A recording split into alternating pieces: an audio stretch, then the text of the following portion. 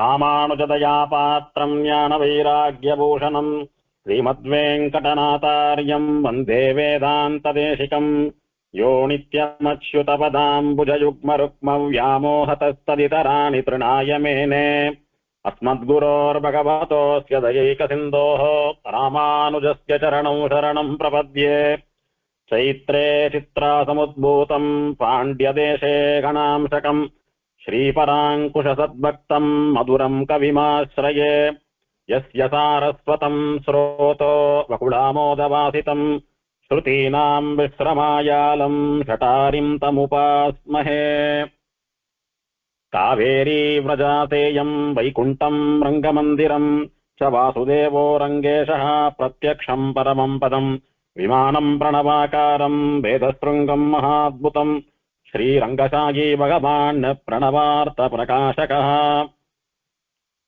ஆழ்வாரில் ஆழ்வோம் என்கிற இந்த தொடர் உபன்யாசத்திலே நம்மாழ்வாரும் மதுரகவி ஆழ்வாரும் என்கிற தலைப்பிலே இரண்டாவது நாளாக அனுபவிக்கப் போகிறோம். நம்மாழ்வாரை ஆழ்வாராக ஆக்கியருள வேண்டும் என்பதற்காக ஸ்ரீவைகுண்டத்திலிருந்து பெருமாள் வந்து ஆழ்வார் திருநகரியிலே திருப்புலி ஆழ்வார் அடியிலே சுவாமி நம்மாழ்வாருக்கு சேவை சாதித்தார் அப்படின்னு பார்த்தோம்.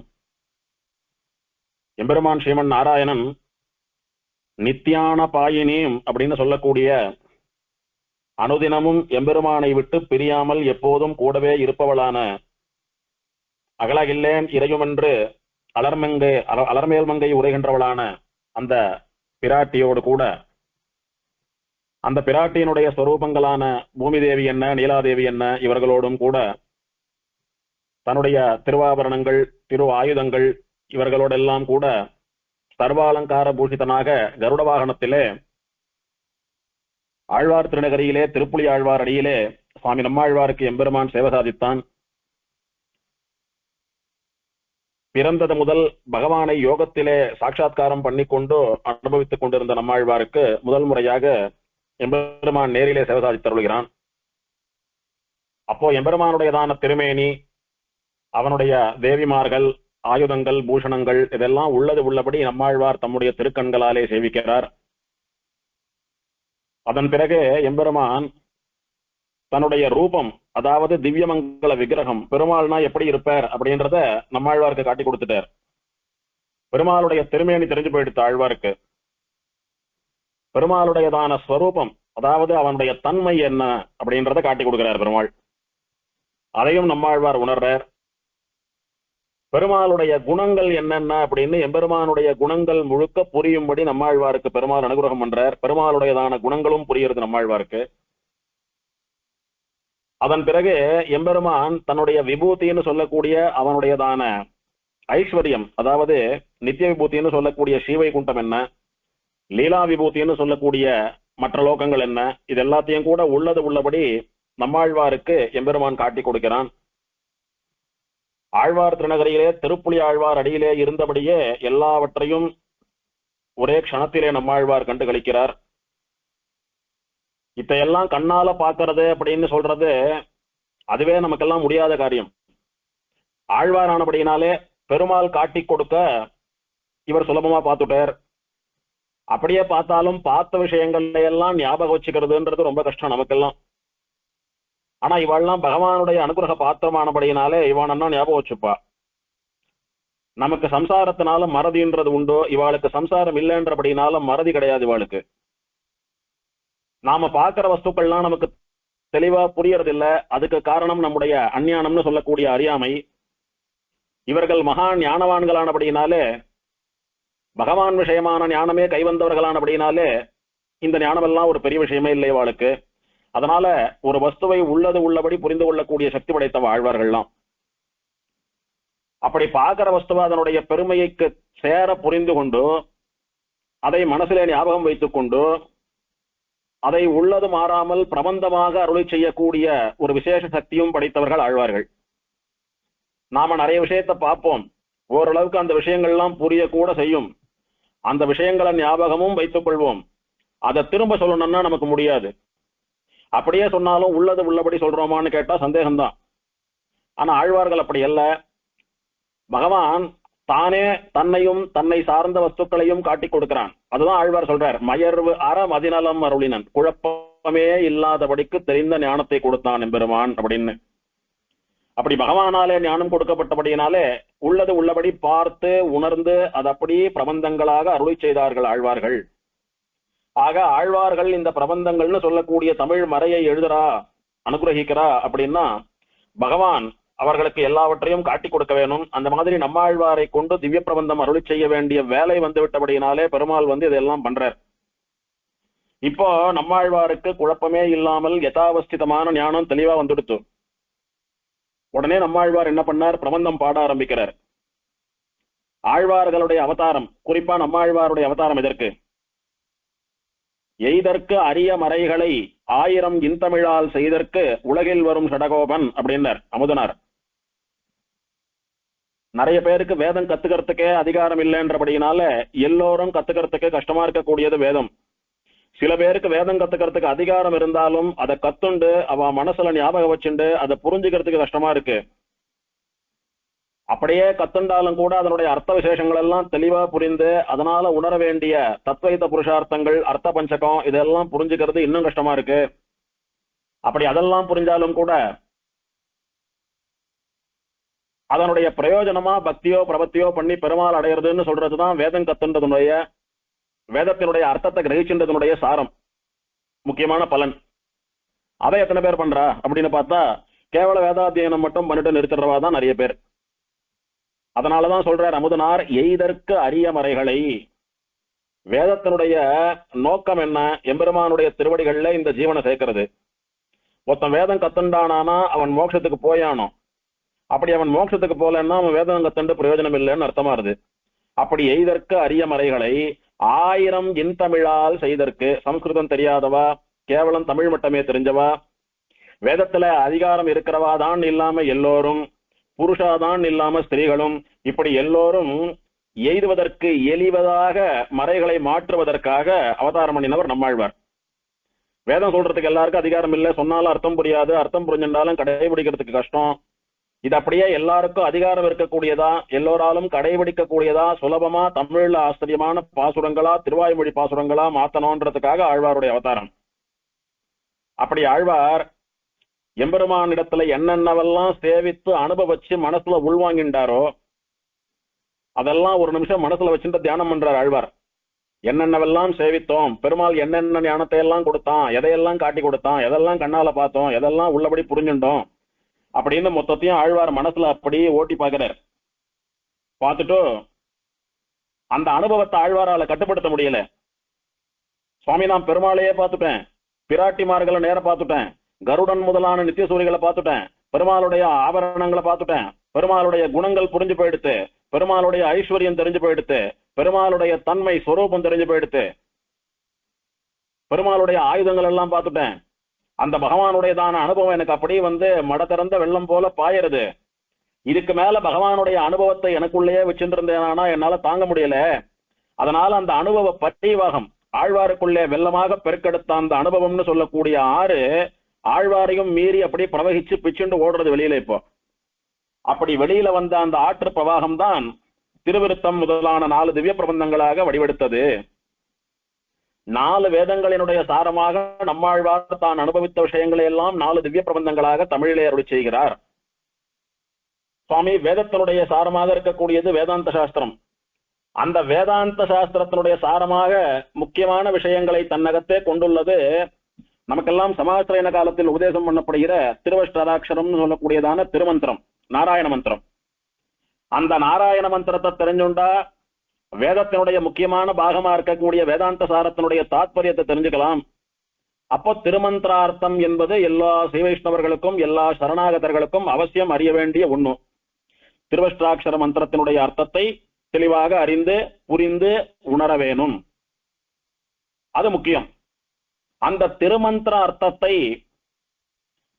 வேதாந்த சாரமான திருமந்திர அர்த்தத்தை, துவயமகாமந்திரத்தினுடைய அர்த்தத்தை, எம்பெருமான் என்னவெல்லாம் நமக்காக உபதேசித்தானோ அந்த மந்திரங்களினுடைய அர்த்தத்தை எல்லாம் பிரபந்தமா நான் பாட போறேன் அப்படின்னு நம்மாழ்வார் தொடங்கிட்டார். 4 வேதங்களினுடைய சாரமா 4 பிரபந்தங்களை அருளி செய்கிறார். இவருடைய ஞானத்திலும் இவருடைய பெருமையிலும் மயங்கி நின்றுண்டு அடியேன சிஷ்யனா அங்கீகரிக்க வேணும்னு இவரை விழுந்து சேவிச்சு பிரார்த்திச்ச மதுரகவி ஆழ்வாரை பார்த்து ஆழ்வார் சொல்றார், மதுரகவிகளே, உம்மை நாம் சிஷ்யனாக அங்கீகரித்தோம். இந்த லோகத்தை திருத்தி இவர்களை எல்லாம் எம்பெருமானுடையதான வைகுண்டத்துக்கு அனுப்புவதற்காகவே நம்முடைய அவதாரம். அப்படி இருக்கிறச்ச அடியனுடைய பக்தியினுடைய பரிவாகமா அனுபவத்தினுடைய பெருக்காக இருக்கக்கூடிய திவ்ய பிரபந்தங்களை எல்லாம் நான் சொல்ல சொல்ல சொல்ல சொல்ல நீர் அப்படியே எழுதிட்டு வரோம். நான் திவ்ய பிரபந்தங்களை எல்லாம் என்னுடைய வாயால பாடுறேன், அதை அப்படியே நீங்க பட்டோல பண்ணிட்டு வரோம், கையில ஓலையோ எழுத்தானையோ வச்சுட்டு எழுதிட்டு வரோம். அந்த திவ்ய பிரபந்தத்தை சேமித்து வைத்து அதை ஜனங்களுக்கெல்லாம் பரப்பி அந்த திவ்ய பிரபந்தத்திலே சொல்லப்பட்ட விஷயங்களை எல்லாம் தெரிந்து கொண்டு ஜனங்கள் பெருமாளுடைய திருவடிகளை போய் சேரட்டும். அப்படி பண்ணினாலே இவர் ஆழ்வாராக அவதாரம் பண்ணினதான நோக்கம் நிறைவேறுகிறது அப்படின்னு ஆரம்பித்தார். என்ன பாசுரங்கள் எல்லாம் இவர் அருளி செய்தார், என்ன பேரு, எத்தனை பாசுரம், எது முதல்ல அப்படின்றதெல்லாம் சுவாமி தேசிகன் ஆச்சரியமா பிரபந்தசாரத்துல தெரிவிக்கிறார். முன்னுரைத்த திருவிருத்தம் 100 பாட்டும், முறையில் வரும் ஆசிரியம் 7 பாட்டும், மன்னியனல் பொருள் பெரிய திருவந்தாதி மரபாதபடி 87 பாட்டும், பின்னுரைத்ததோர் திருவாய்மொழி எப்போதும் பிழையற 1102 பாட்டும். ஆழ்வார் முதல்ல வாய திறந்து பாடினது திருவிருத்தம்னு சொல்லக்கூடியதான பிரபந்தம். அந்த திருவிருத்தம் அப்படின்னு சொல்லக்கூடியது சம்ஸ்கிருத வேதத்திலே ரிக்வேதத்தினுடைய சாரமாக இருக்கக்கூடியது. அது மொத்தம் 100 பாட்டு. ஆழ்வார் 2வதா பாடினது திரு ஆசிரியம்னு சொல்லக்கூடியதான பிரபந்தம். அது யஜுர்வேதத்தினுடைய சாரமாக இருக்கக்கூடியது. அது மொத்தம் 7 பாசுரம். 3வதா அதர்வண வேதத்தினுடைய சாரமாக ஆழ்வார் பாடிய பிரபந்தம் பெரிய திருவந்தாதின்னு சொல்லக்கூடிய பிரபந்தம். அது மொத்தம் 87 பாசுரங்களை உடையது. இது எல்லாத்த விடவும் வசந்த பிரபந்தம். இது எல்லாத்துக்கும் உயிர் நாடி போல இருக்கக்கூடிய பிரபந்தம். இதுக்கெல்லாம் மணிமகுடம் வைத்தார் போல இருக்கக்கூடிய பிரபந்தம்னு சொல்லக்கூடியது திருவாய்மொழின்னு சொல்லக்கூடிய ஆழ்வாருடைய சரம பிரபந்தம், கடைசி பிரபந்தம். ஆழ்வார் முதல்ல வாய திறந்து பாடினது திருவிருத்தம், ஆழ்வார் கடைசியா பாடினது திருவாய்மொழி. எப்படி கடைசியா பாடினதுன்னு சொல்றீங்கன்னா, அந்த திருவாய்மொழி முடிக்கிறச்ச ஆழ்வார் திருப்பேர் நகர்னு சொல்லக்கூடிய அப்பக்கூடத்தானை பாடினார். பாடி நான் மோட்சம் போறேன்னு சொன்னார். அடுத்தது இந்த ஜீவன் இந்த பூலோகத்திலிருந்து ஸ்ரீவைகுண்டம் போகக்கூடியதான வழி அர்ச்சிராதிகதின்னு சொல்லக்கூடிய அனுபவத்தை எல்லாம் பாடினார். அடுத்தது முனிய நான்முகனேவிலே வைகுண்டத்தை பாடிவிட்டார். அதனால ஆழ்வார் பூலோகத்திலிருந்து வைகுண்டம் போய் சேர்ந்தாச்சு. இப்படி கடைசியா பாடி வைகுண்டம் போனதான திருவாய்மொழிதான் ஆழ்வாருடைய கடைசி பிரபந்தம். அது பகவத்கீதையிலே கண்ணன் எதுல தான் எதா இருக்கேன் அப்படின்னு இந்த உலகத்திலே சிறந்த வஸ்துக்களை எல்லாம் சொல்றச்ச வேதானாம் சாமவேதோஸ்மின்னு வேதங்கள்ல வசந்த சாமவேதமாக நான் இருக்கிறேன்னு கண்ணன் சாதித்தான். அப்படி கண்ணனுடைய அம்சமாக இருக்கக்கூடிய சாமவேதத்தினுடைய சாரமாக 1102 பாசுரங்களை உடைய திருவாய்மொழியை கடைசி பிரபந்தமாக அருளி செய்தார் ஆழ்வார். இப்படி 100, 7, 87, 1102 மொத்தம் நம்மாழ்வார் அருளி செய்த பாசுரங்கள் 1296. 4000 திவ்ய பிரபந்தத்திலே அதிக பாசுரங்கள் பாடின ஆழ்வார் அப்படின்ற பெருமை சுவாமி நம்மாழ்வாரையே சேருகிறது. இப்படி நம்மாழ்வார் இந்த 4 பிரபந்தங்களிலே ஜீவாத்மாக்கள் தெரிஞ்சுக்க வேண்டிய விஷயங்களை எல்லாம் பாடி அவர்களுக்கு புரிய வைத்து இப்போ ஆழ்வார் ஆயிட்டார். அவதாரம் பண்ணார். அவதாரம் பண்ணதுல இருந்து யோகியா இருந்துருந்தார். விஸ்வக்சேனர் சமாசயனம் எல்லாம் பண்ணி மந்திரோபதேசம் எல்லாம் பண்ணி ஆச்சாரியனாக கூடிய தகுதி ஏற்படுத்தினார். பெருமாள் தன்னுடைய திவ்ய தரிசனத்தை எல்லாம் கொடுத்தோ தன்னை பத்தி புரிய வச்சு ஆழ்வாராக்கிட்டார். ஆழ்வாராக்கிற தகுதி ஏற்படுத்தினார். ஆழ்வார் அந்த அனுபவங்களை எல்லாம் பாசுரமா பாடி ஆழ்வாராயிட்டார். இப்ப ஆழ்வாருடைய அவதாரம் பிரயோஜனம் ஆயிடுத்து. எதுக்காக அவதாரம் பண்ணாரோ அந்த அவதார பிரயோஜனம் முடிஞ்சு போயிடுச்சு. இப்போ இந்த 4 பிரபந்தங்களும் ஒரு பிரபந்தம் ஒரு வேதத்தினுடைய சாரம் அப்படின்னு சொல்றோமே, அப்ப ஏதாவது ஒரு பிரபந்தத்தை மட்டும் படிச்சோமானா ஒரு வேதத்தினுடைய அர்த்தம் மட்டும் தானே தெரியறது நமக்கு. அப்ப வேற வழியே இல்ல சுவாமி, 4 பிரபந்தமும் படிச்சானமா, ஏதாவது ஒரு பிரபந்தம் படிச்சா பிரயோஜனம் இல்லையா அப்படின்னு கேட்டால், வேதத்துல கூட 4 வேதத்திலையுமே நாம தெரிஞ்சுக்க வேண்டிய தத்துவம், ஹிதம், புருஷார்த்தம், என்னென்ன ஞானம் உண்டோ மோட்சம் போற வரைக்கும் எல்லா ஞானமும் எல்லா வேதங்களிலும் சொல்லப்பட்டது. அந்த மாதிரி நம்மாழ்வார் இந்த ஒரு பிரபந்தத்திலையும் கூட அறிய வேண்டிய தத்துவம், அதாவது பரம்பொருள் யார், அவனை அடையக்கூடிய வழி என்ன, அடைந்தால் கிடைக்கக்கூடிய பலன் மோட்சம் எப்படி இருக்கும் அப்படின்றதெல்லாம் 7 பாசுரங்கள் இருக்கக்கூடியதான திருவாசரியத்திலையும் சொல்றார். 87 பாசுரங்கள் இருக்கக்கூடியதான பெரிய திருவந்தாதியிலையும் சொல்லியிருக்கார். 100 பாசுரங்கள் இருக்கக்கூடியதான திருவிருத்தத்திலும் சொல்லியிருக்கார். 1102 பாசுரங்கள் இருக்கக்கூடியதான திருவாய்மொழியிலும் சொல்லியிருக்கார்.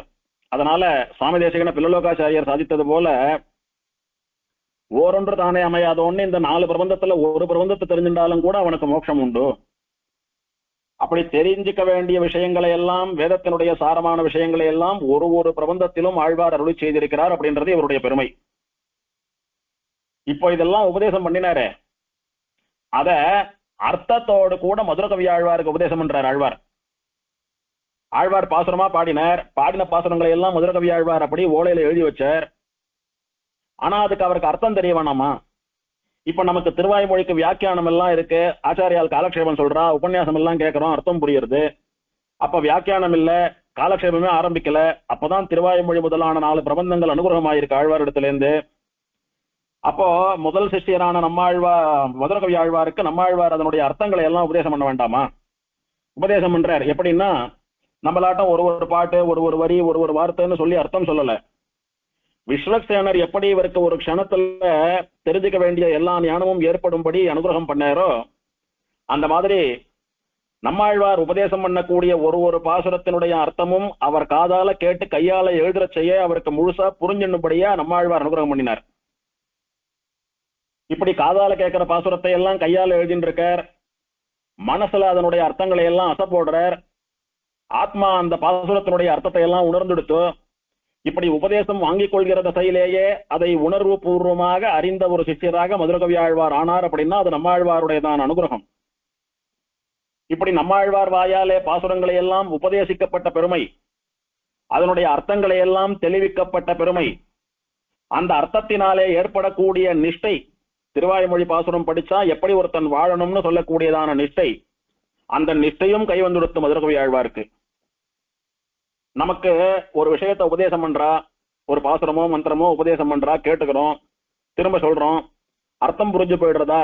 புரியாது. அர்த்தத்தை திரும்ப காலக்ஷேபமா கேட்கணும்.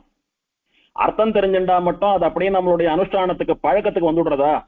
அதுக்கு ஒரு மெச்சூரிட்டி ஒண்ணும் இல்லையோ, அந்த பக்குவம் இருந்தாதான் அந்த நிஷ்டை கைவரது. இப்படிதான் இருக்கணும், இப்படி இருக்கக்கூடாதுன்னா எல்லாரும் அப்படியே இருக்கும், அப்படியே இல்லாம இருந்துட்டு இருக்கோமா? ஏற்ற இறக்கங்கள்னு உண்டோ இல்லையோ? அப்படி இல்லாமல் எப்படி இருக்கணுமோ, திருவாய்மொழியில என்ன சொல்லியிருக்கோ அப்படிதான் நான் வாழ்வேன்னு சொன்னா அந்த நிஷ்டை ஏற்படணும்னா அதுக்கு நம்மாழ்வாருடைய அனுகிரகம் இருந்தாலொழிய நடக்காது. அந்தந்த ஆழ்வாருடைய பிரபந்தத்துல சொல்லப்பட்ட நிஷ்டை நமக்கு கை வரணும்னா அதுக்கு அந்தந்த ஆழ்வார்களுடைய அனுகிரகம் அவசியம். அதுதான் சுவாமி தேசிகன் பிரபந்த சாரத்துல ஒரு ஆழ்வார் அருளி செய்த பிரபந்தம், அதனுடைய அர்த்தம், அதிலே சொல்லப்பட்ட நிஷ்டை, இதையெல்லாம் அந்த ஆழ்வாரே தனக்கு அனுகிரகம் பண்ண வேணும்னு அவரையே பிரார்த்திக்கிறார். அவ அனுகிரகம் பண்ணலன்னா நமக்கு வராது. ஆனால் மதுர கவியாழ்வார் அப்படி கேட்க வேண்டிய அவசியமே இல்லை. ஏன்னா ஏற்கனவே மதுர கவியாழ்வார் நம்மாழ்வார ஆச்சாரியனா தேர்ந்தெடுத்து அவர் ஆசிரியச்சுட்டார். நம்மாழ்வாரும் மதுர கவிகளை தன்னுடைய சிஷ்யனா அங்கீகரிச்சுட்டார். அவர் சொல்ல சொல்ல இவர் பாசுரங்களை பட்டோலை பண்ணிட்டு இருக்கார். இப்போ நம்மாழ்வார் இந்த உலகத்துக்கு பண்ண வேண்டிய காரியத்தை மதுர கவியாழ்வாரை கொண்டு பண்ணிக்கிறார். மதுர கவியாழ்வார் தனக்கு ஏற்பட வேண்டிய ஞானத்தை நம்மாழ்வாரிடத்திலிருந்து பெற்றுக்கொள்கிறார். அப்படின்னு இங்க 2-வே ப்ராசஸ் நடக்கிறது இப்போ. அதனால ஆழ்வார் அனுகிரகிக்க அந்த ஞானம், அந்த அர்த்தம், அந்த நிஷ்டை எல்லாம் வந்துடுத்து மதுரகவி ஆழ்வாருக்கு. இததான் மதுரகவி ஆழ்வார் ஆச்சரியமா தெரிவித்தார். மிக்க வேதியர் வேதத்தின் உட்பொருள் நிற்கப்பாடி என் நெஞ்சுள் நிறுத்தினான். மிக்க வேதியர் ஆச்சரியமா வேதாத்தியனம் பண்ணக்கூடிய தகுதியை உடையவர்களாக பிராமண வர்ணத்திலே பிறந்தவர்கள், முறைப்படி ஆச்சாரியனிடத்திலிருந்து வேதத்தை அத்தியனம் பண்ணி நாள் தவறாமல் சொல்லிக் கொண்டிருப்பவர்கள், வேதம் ஓதுவதையே தொழிலாக உடையவர்கள், வேதவாய் தொழிலாளர்னு ஆண்டாள் கொண்டாடியது போல என்னை வாளுக்கெல்லாம் காரியம்னா தினம் சுத்தாலா பவித்திரமா இருந்துட்டு வேதம் சொல்லிட்டு இருக்கிறதே தான் சுவாமி காரியம் வாளுக்குன்னு சொல்லும்படியா பெருமை மிக்க, ஆச்சாரம் மிக்க, அனுஷ்டானம் மிக்க, பக்தி மிக்க, ஞானம் மிக்க வேதியர்கள், வேதாத்தியனம் பண்ணி அதனுடைய அர்த்தத்தை தெரிந்து கொண்டு அந்த நிஷ்டையிலே வாழக்கூடிய சுவாமிகள். மிக்க வேதியர், அவா ஓதிக்கொண்டிருக்கக்கூடிய வேதம் இருக்கிறது, அதனுடைய உட்பொருள், அந்த வேதத்தினுடையதான சாரம், சூக்ஷ்மம், அது புரியணும் நமக்கு. அவெல்லாம் பெரிய வேதியர்கள், அவளுக்கு புரியறது, நமக்கு புரிய வேண்டாமா? அந்த வேதியர்களினுடைய வேதத்தின் உட்பொருள் இருக்கிறதே, அறிய வேண்டிய சாரம், அதெல்லாம் என் மனசுல நிக்கும்படியா பாடணும். அவ வேதம் சொல்றா, காதுல கேட்கறச்சு இனிமையா இருக்கு, அர்த்தம் புரியல. 10 நாள் கேட்கிறேன், எங்கேயோ கேட்டாப்புல இருக்கு, மனசுல நிக்க மாட்டேன்றது. ஆனா அந்த வேதத்தினுடைய அர்த்தங்களை எல்லாம் எனக்கு புரியும்படியா, என்னால திரும்ப சொல்லும்படியா, நான் ஞாபகம் வச்சுக்கும்படியா அழகிய தமிழ் பாசுரங்களாக நம்மாழ்வார் பாடிவிட்டார். அதனால அது என் மனசுல நிக்கிறது. மனசுல நிக்கிறதுன்னு எங்க சொன்னார்? என் நெஞ்சுள் நிறுத்தினான். அப்போ வேதத்தினுடைய அர்த்தத்தை நெஞ்சிலே நிறுத்திக் கொள்ள வேண்டும், மனசுல வச்சுக்கணும், என்னைக்கும் மறக்க கூடாது. அப்படி மனசுல வச்சிருந்தாதான் அதைப்படி நாம வாழ முடியும். இதை யார் எனக்கு அனுகிரகம் பண்ணினா? நான் வேதம் படிக்கல, அர்த்தம் தெரியாது, அந்த அர்த்தத்திலே சொல்லப்பட்ட நிஷ்ட வரல. ஆனா இதெல்லாம் வரும்படியா எனக்கு யார் அனுகிரகம் பண்ணினா? என்னுடைய ஆச்சாரியனான சுவாமி நம்மாழ்வார் அனுகிரகம் பண்ணினார். அதுவும் அவருடைய இனிமையான தமிழ் பாசுரங்கள் மூலமாக அனுகிரகம் பண்ணினார். அதனால அந்த மிக்க வேதியர்களை காட்டிலும் நம்மாழ்வார் வசந்தவராகிறார் அப்படின்னு மதுரகவி ஆழ்வார் கொண்டாடுறார். மிக்க வேதியர் வேதத்தின் உட்பொருள் நிற்கப்பாடி என் நெஞ்சுள் நிறுத்தினான். இப்படி நம்மாழ்வாரை தவிர தேவுமற்றறியேன் குருகூர் நம்பி பாவி நின்னிசை பாடித் திரிவனே அப்படின்னு நம்மாழ்வாரை தவிர எனக்கு வேறு ஒரு தெய்வம் இல்லை. நம்மாழ்வாருடைய பிரபந்தங்களை விட எனக்கு வேதமோ பகவத்கீதையோ கூட பெருசில்லை அப்படின்னு வாழ்ந்துட்டு வந்த சுவாமி மதுரகவிகள் தான் எப்படி இந்த ஆழ்வாருடைய 4 பிரபந்தங்களை உபதேசமா வாங்கிண்டு அதனுடைய அர்த்தத்தை தெரிஞ்சுண்டு அதை அனுஷ்டானத்துல கொண்டாந்து மோட்சம் போகக்கூடிய யோக்கியத்தையை பெற்றாரோ, அதே போல இந்த உலகத்துல யாரெல்லாம் மோட்சம் போகணும்னு ஆசைப்படுறாளோ அவாலும் கூட பயன் பெறும்படியா அந்த 4 பிரபந்தங்களையும் இந்த உலகத்திலே பரப்பினார் மதுரகவி ஆழ்வார். இதுதான் ஒரு சிஷ்யனுடைய கடமை. ஆச்சாரியனுக்கு சிஷ்யன் பண்ணக்கூடிய கைமாறு என்ன அப்படின்னா, எந்த காலத்திலும் சிஷ்யன் ஆச்சாரியனுக்கு கைமாறு பதிலுதவி பண்ணவே முடியாது. சிஷ்யன் மட்டுமல்ல, பகவானே ஆச்சாரியனுக்கு ஒரு பதிலுதவி பண்ண முடியாது. ஏற்றி மனத்து எழில் ஞான விளக்கை இருளனைத்தும் மாற்றினவர்க்கு ஒரு கைமாறு மாயனும் காணகில்லான். ஆச்சாரியாளுக்கு சிஷ்யனால இல்ல, பெருமாளாலேயே ஒரு பதிலுதவி பண்ண முடியாது. அவ்வளவு பெரிய உபகாரம் நமக்கு பண்றது. ஆனாலும் சிஷ்யன் ஆச்சாரியன் விஷயத்திலே பண்ண வேண்டிய ஒரு கடமை உண்டுன்னா, அந்த ஆச்சாரியனுடைய பெருமையை புகழை இந்த உலகத்திலே பரப்ப வேணும். அவர் இந்த உலக நன்மைக்காக என்னவெல்லாம் உபதேசம் பண்ணினாரோ அதையெல்லாம் இந்த உலகத்துல கொண்டு போய் சேர்க்கணும். ஏதோ ஒரு நாள் அழிச்சுட்டு போனா சுவாமி, சமாசிரியன்னு சொன்னா, ஒரு 1/2 மணி உட்கார்ந்துட்டு இருந்தேன், தோல்ல சங்க சக்கரம் புடிச்சார், புறப்பட்டு வந்துட்டேன். இன்னொரு நாள் அழிச்சுட்டு போனா பரநியாசம்னா விழுந்து சேவிச்சேன், ஒரு 10 நிமிஷம் வந்துட்டேன். சுவாமி எப்படி இருக்காருன்னா யாருக்கு தெரியும்? சுவாமி என்ன சொன்னார் யாருக்கு தெரியும்? அதுக்கப்புறம் சுவாமியை போய் பார்த்து பேசினாதானே என்ன சொல்றாருன்னு தெரியும். அப்படி இல்ல, ஆச்சாரியன் தனக்கு என்ன உபதேசம் பண்ணினாரோ அதை ரகசியமாக வைக்க வேண்டும். ஆச்சாரியன் மத்தவாளுக்கு இந்த லோகத்துக்கு ஏதோ உபதேசம் பண்றாரோ அதை லோகத்துல போய் பரப்பணும். ஆச்சாரியனுடைய பெருமைகளை பகவானுடைய பெருமைகளைப் போல அனுதினமும் கொண்டாட வேணும். இதெல்லாம் பண்றவன் தான் நல்ல சிஷ்யனா இருக்க முடியும்.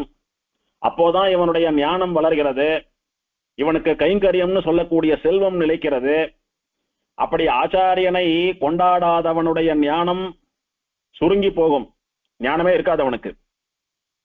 ஒரு விஷயம் கத்துண்டாலும் இந்த சுவாமியால தான் நான் இந்த விஷயத்தை கத்துண்டேன்னு இவனுக்கு விஷயதானம் பண்ணின குருவை ஆச்சாரியனை கொண்டாடாவிட்டால் இவன் தெரிஞ்சின்ற ஒரு விஷயமும் மறந்து போயிடும். அப்படி ஞாபகம் இருந்தாலும் அந்த விஷயத்தினால ஒரு பிரயோஜனம் ஏற்படாது இவனுக்கு. அதே மாதிரி ஆச்சாரியன் ரகசியமாக வைத்துக் கொள்ள சொன்ன மந்திரங்களை எல்லாம் வெளியில உபதேசம் பண்ணினா அந்த மந்திரத்தினால வரக்கூடிய பலன் வராது, அதற்கு அபபலன்கள் ஏற்படக்கூடாத தண்டனைகள் எல்லாம் ஏற்படும் இவனுக்கு அப்படின்னு சாஸ்திரம் சொல்றது.